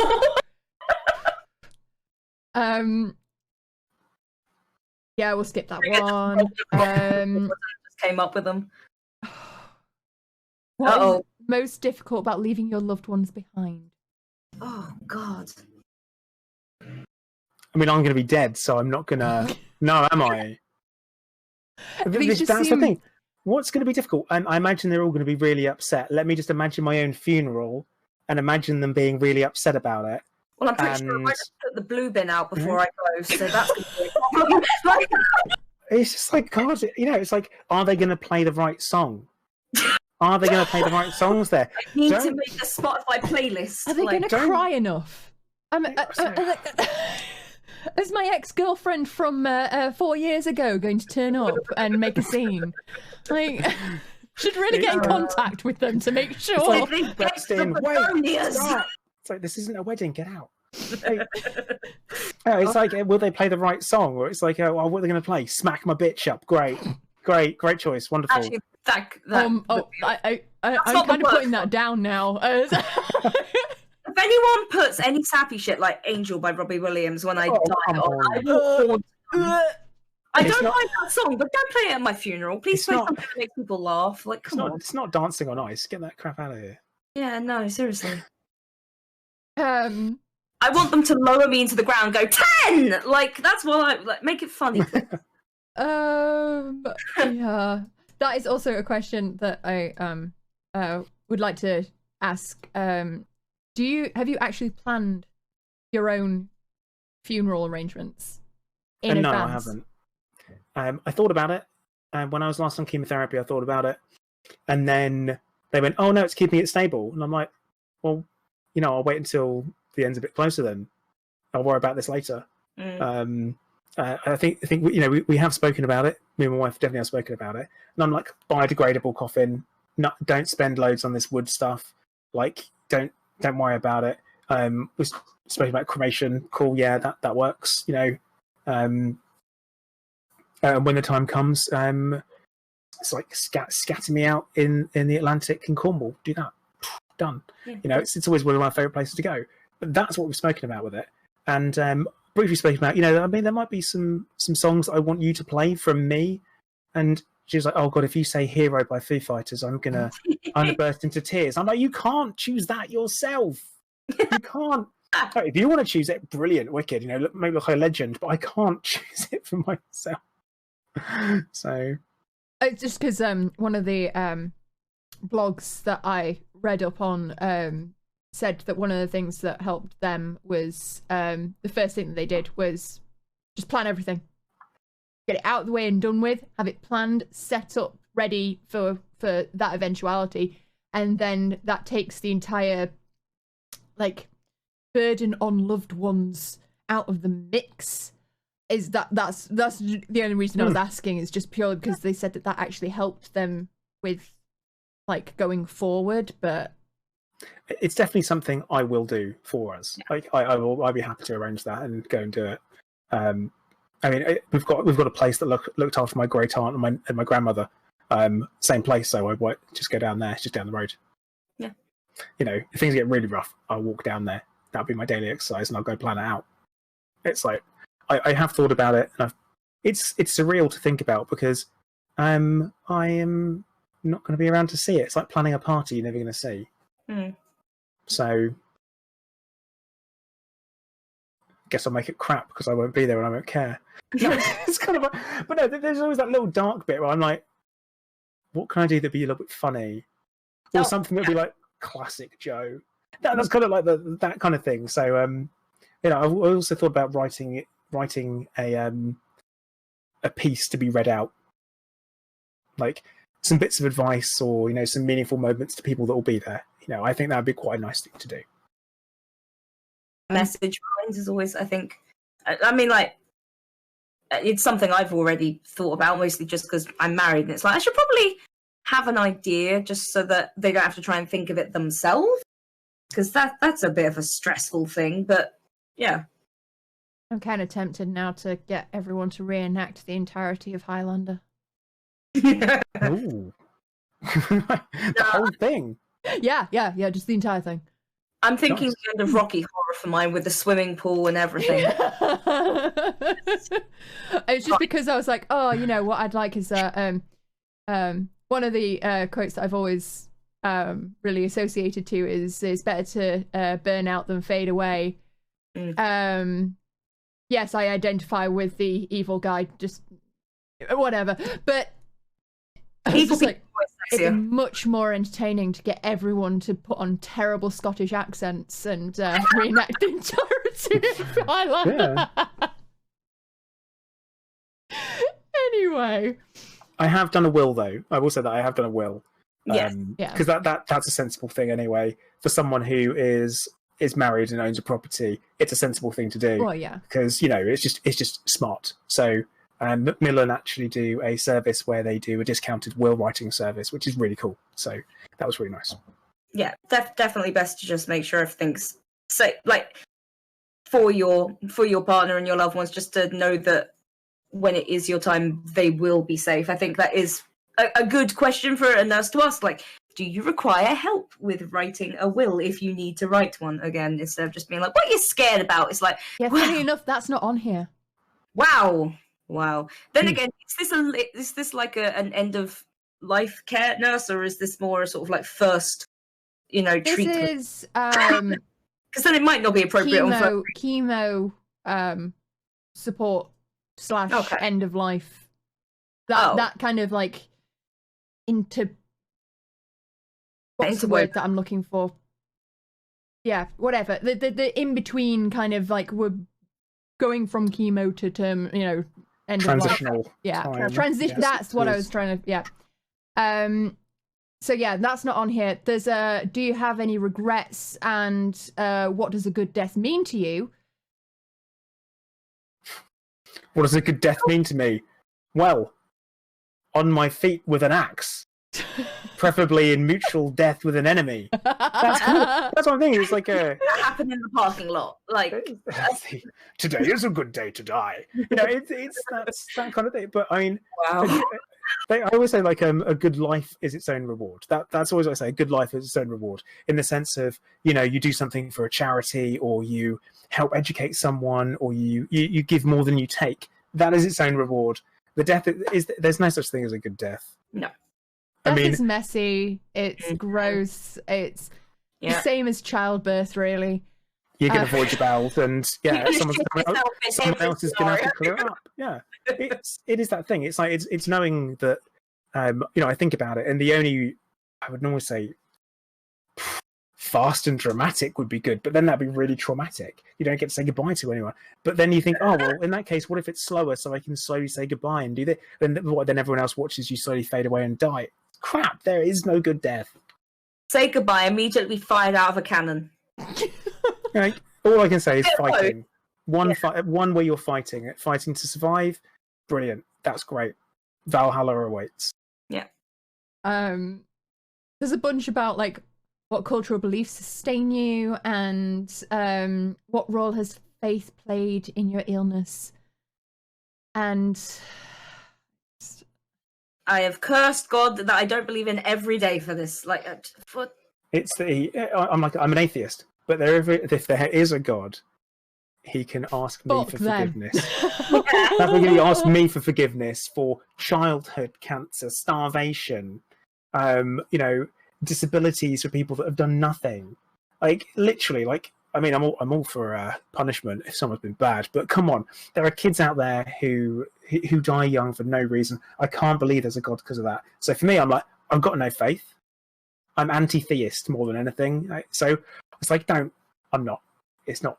There is no faith. I'm not spiritual. I'm like, nah. Yeah. So the two questions that I do actually want to bring up, the last two, and then we'll move on to Paige's question. What does your illness mean to you? And what is the meaning of your life? What does my illness mean to me? Well, it's going to kill me. Cool. It's really inconvenient. It ruined my life, really. Shortened it massively. What does my life mean? What does my life mean? Well, we're only on this planet to do biologically one thing, aren't we? Really? Did you fuck enough? If you can. Is there enough? We have a list. Is there enough? Would you like said list? It's just like, is there enough? On that one, it's just like, I mean, does anyone ever say, actually, you know what? No, thank you. I think I had enough. Actually, I'm okay. It's like, actually, you know what? I think I've waded through enough of it personally. Like, no one's gonna say that, are they? Like, it just of all things, like, no, there's not enough. But no, I just don't think, like, my life means to me, like I said, a good life is its own reward, and I can look at it and be like, you know what? I spent a lot of time teaching martial arts. Probably more hours than I ever put into training for it, so I probably spent more time teaching it, which is great. I've done vlogs, which hopefully will make an impact. I've raised money for charity, which is, again, good, positive, and there is in fact a research award named after me by the British Thyroid Foundation, and that, to me, is a good life. That's enough. I'm like, that is what my life means to me, the good stuff. These are like questions that a chaplain or a faith leader, or maybe not a therapist, but I'm thinking, you know, a support person in the hospital might come and ask to try and help you think a little bit more about these things. Not a nurse, who I would be hoping would be a bit more pragmatic and a bit more, well, at least would know if you're religious before they ask these questions. And I do understand very much that these nurses are overworked massively and underpaid, but these questions don't feel like they're actually going to get them to the answers they need in the time they have. Oh, they don't really care about the answer. No. It's kind of like I'm asking these questions because I've got this list that tells me to ask them, and so I'm going to ask them, and then you give answers, and then they're not equipped to deal with those answers. No. Because they're a bit of a philosophical debate, or if you're someone like me, I'll be like, you need to fucking stop the questions now. Mm-hmm. Right, please stop. just give me the resource pamphlet that tells me how I can get help, and that's what I need, because somebody actually took time to write this, and, you know. Yeah. Just give me the thing for the side effects. Yeah, give me that, and then just, I don't know, a website where I can find how to write a will, and, you know, where I need to do this thing. Give me practical help. Yeah. Like, just give me some, point in the direction of things that actually are useful, rather than trying to ask me about what my life means. I don't need to consider if there's wrath on the other end right now. I'm dealing with this. Like, I'm constipated. I don't need God right now. I'm constipated and angry, and I'm not afraid to use it. Honestly, I'd be calling out. Fight. Like, honestly. So, I might be calling out for God, but it's because I'm pooping. Yeah. Right. Yeah. Oh. Anyway. Yeah, it's the time I need you. You don't show up, then I don't expect you later. Seriously. Like, so the question that I wanted to ask you actually just touched on a little bit there. It's just, what charities would you recommend supporting, or people support? Say they've watched this or heard this podcast and they're like, I want to do a charity event on Twitch to support a cancer charity. Obviously, there are a lot of charities who line their own pockets, unfortunately. Unfortunately, we've heard some very shitty things in the LGBTQIA plus community this week about a hate group being given charity status. So I would like to know, what are good charities in your lived experience to support for people like you? So I actually have a charity that I support, my chosen charity, which is the British Thyroid Foundation. They were literally the first thing that I found on the internet when I was first diagnosed. I went there, they had lots of information, I read through it, I found it really helpful. And so they're people I have chosen to support, and I've raised probably about £22,000 for them in total. And I would always recommend people go to them. I'm a patron of them now, actually. So they are the charity that I choose because it's correct. And all that kind of like, I'm obliged to say, also the Butterfly Thyroid Trust as well, which is a good one here in the UK. They're fantastic. I've spoken to the CEO of them, like called up on the telephone, had a chat when she heard about me and heard about my story. Like really, really helpful, really informative, and just finding out that everyone's experience is different. It's been really good. But I would always say, if you want to support a charity, pick something local and meaningful to you, especially with cancer research. People go, oh, Cancer Research UK, I'll go for them. Don't do that. Look at a local hospice. That's a really fantastic place to go. Look at a local hospice. They will value the funds so much more, and you'll do so much more with those funds that you raise for them. I also endorse the thyroid charities just mentioned. Maybe or maybe not, because I also have, hyperthyroidism, and those guys have been awesome in giving information. Yeah, well, that's the stuff we really want to hear. That's why I like supporting charities that I know people have lived experience with. It's why, slight side tangent, but why special effects mean so much to me, because they're so open and honest, and you know what your money will actually do and who it will actually help. So I think personal recommendation for things like charity is incredibly important. And especially that, considering I've raised this £20,000 for them, and they're doing a £20,000 research award with it. So I know all of that money that has been raised is going to a research project based around thyroid cancer. You never see that in a large charity. So, that's brilliant. That's beautiful to see. Right. Someone put in a last minute question of, would you donate your body to science to maybe help other cancer patients? Yeah, I would. I mean, I'm not using it anymore, so why not? Obviously, there's talk about organ donation and stuff like that. I can't do that. It's classed as being systemic, so it's all of my tissue could be infected, or it could still be isolated. We don't know, so I can't go and give it away. But I've always ticked the box saying you can use my images for research purposes and teaching purposes, and because it can only help. I think the only exception would be is that, like, my family would have final say with what happens after I'm gone. Like, it's great for me to say, nope, chop me up and spread me out, but then they may not get the same level of closure that they might need because of that. I don't know. It's not my decision for that reason.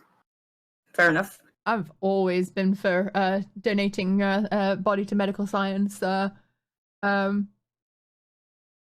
I go, that's what I want done, because, like, I mean, at the end of the day, even if you're just for medical students to learn, like, anatomy, it's still something that's helping produce more people that can help others. And I mean, it's just a meat sack.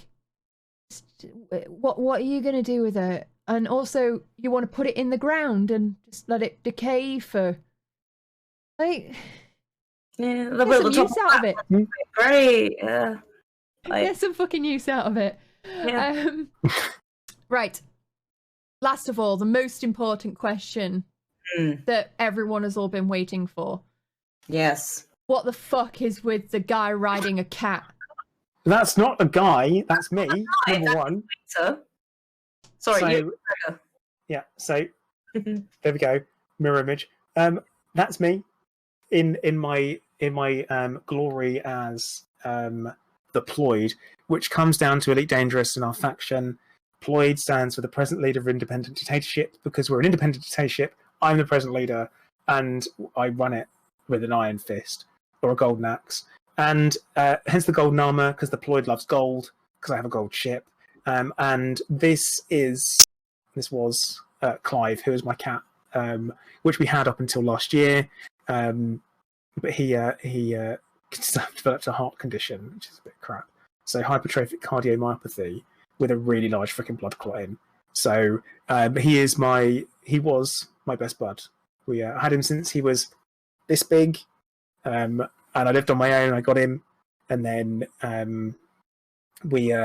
wife moved over here, and then he didn't know what to do, because suddenly there were two people, and he's people, obviously, he was people, that wanted my attention. But then he loved her as much, and we were the ma and the pa, and then it came a point where, at some point, Turgeon Starstone, who is a well-known member of the Elite Dangerous community, came up with this and sent it to me, and that was around the time of my crappy diagnosis. Sent it to me. It was like, here you go, Battle Cat.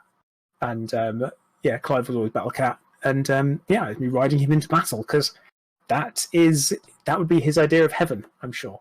If there was one, as ridiculous as it may be, cat heaven is this, is it not? Taking your love donor into battle with an axe. Oh, John in the chat says Clive forever riding into battle in Katala. Yeah, Clive was a beautiful cat. Clive was a baby. He was lovely. He was super fluffy, and he got sick very quick. So I appreciate they didn't suffer too much, but he made it really hard to treat, because I had to give him tablets, and he wouldn't swallow tablets.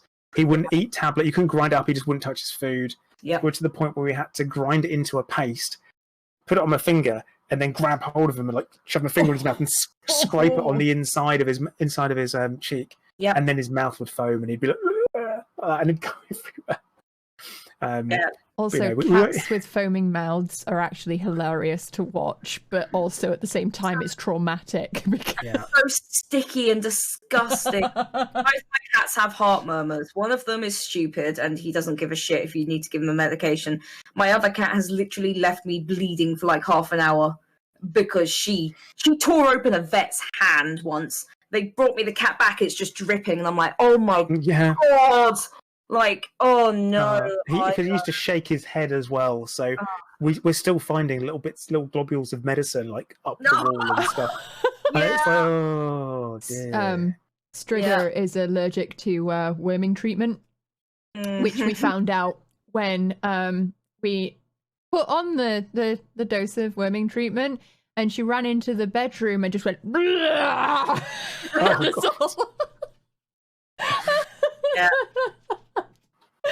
It was quite dramatic and hilarious, and also terrifying at the same time, and I thought I'd killed the cat. I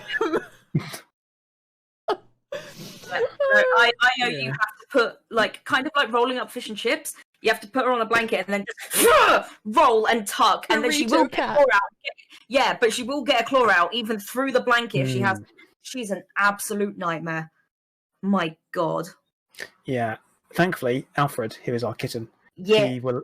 I gave him a worming tablet, and I put a couple of dreamies in my hand, held it out. He ate all the dreamies, left the worming tablet, then went, "Oh yeah," and then just ate it. Oh, for God's sake. Like it was nothing. I was like, in future, I'm just going to give him the worming tablets and be done with it. Like, so easy. Total idiot. Oh dear. Total idiot, but I will take it as a win. Yeah. Right. Well, we've definitely gone over our time here, but it was very much, I feel, needed. Thank you so much for spending your time here and telling us about your story. As we've said repeatedly, yes. Before we end, sorry. I was saying Mr. it to Plater, by the way. I Sorry, wasn't. Mr. Black. But I just wanted to say that a certain Crow Brown might be in the chat, and that I think we should giggle about it for just a second. Yeah, scored, mate. I told them about the Code Brown story from Fantastic One. In detail, reasonable detail. I'm going to be sure that anytime I send you a present, an extra roll of loo roll comes along with it. But yeah, told them all about the Code Brown. And anyone who's missed it, you'll have to obviously listen to the whole of the podcast later on. Podcast, yeah. Indeed, which will be up on Anchor when we manage to edit it. And when I say we, I mean Sai. But yes. Okay, now can I go back to my emotional thanking of the. I'm sorry, I just wanted to talk about shit one last time, okay? Thank you for bringing your constipated ass here today. May you shit gloriously in your future.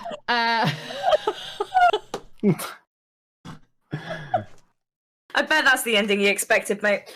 Well, I mean, to be honest, I'm in the other direction these days, so... May you shit normally. Yeah, God, that would be nice. It's like... The Poodcast. Oh, please don't. It'll all go downhill from here on. But no, as we say very often, your time is a valuable resource, and that you would spend some of that with us is more than appreciated, and I'm sure chat share our sentiment in being very appreciative of you sharing your story and talking very candidly with us about it. Is there anything that you would like to say to everyone before we sign off? If you find a lump, check it. Don't be a chicken. Ooh. I can work. I can make that a catchphrase somewhere. It's like, yeah. Don't be a chicken. Check your lumps. But like seriously though, because it will save your life. Even if it's also stop you worrying about it, because you might find it's nothing, and that's good too. So go do that. And I will say thank you for having me as well. Thank you for thinking that what I have to say is valuable enough to, be out there and other people to hear it. It's great what you're doing with this. So and also other people's stories as well, and what other people are going through. I think it's fantastic to hear as well. It's a real learning thing for everybody. It's good. Yeah, we very much appreciate you being here, and obviously, without any pseudoscience, we wish you the best for whatever comes, and if you need anything of us, you just let us know. But if not, then we won't ask you so that you can keep your spoons. Just constipation tips, it'd be fine. Right. If you ever want to talk about our mutual constipation or shitting endeavours, we're here.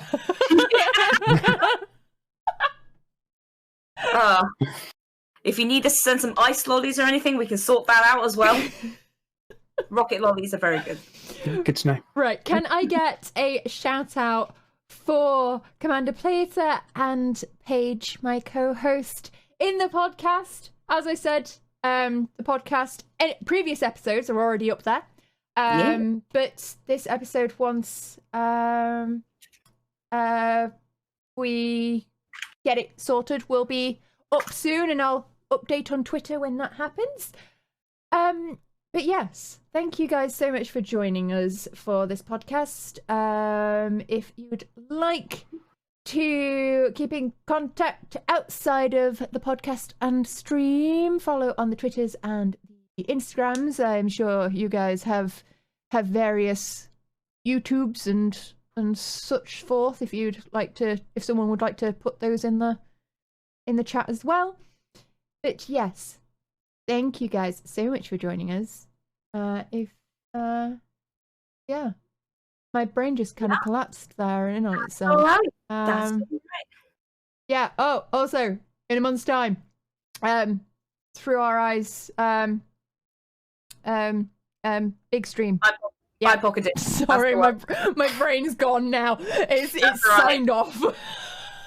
Yes, so Saturday the 22nd of May will be the BIPOC, so BIPOC, Black Indigenous People of Colour edition of the Through Our Eyes stream. It will be a big charity stream. It'll be another 10 hours because I'm a glutton for punishment.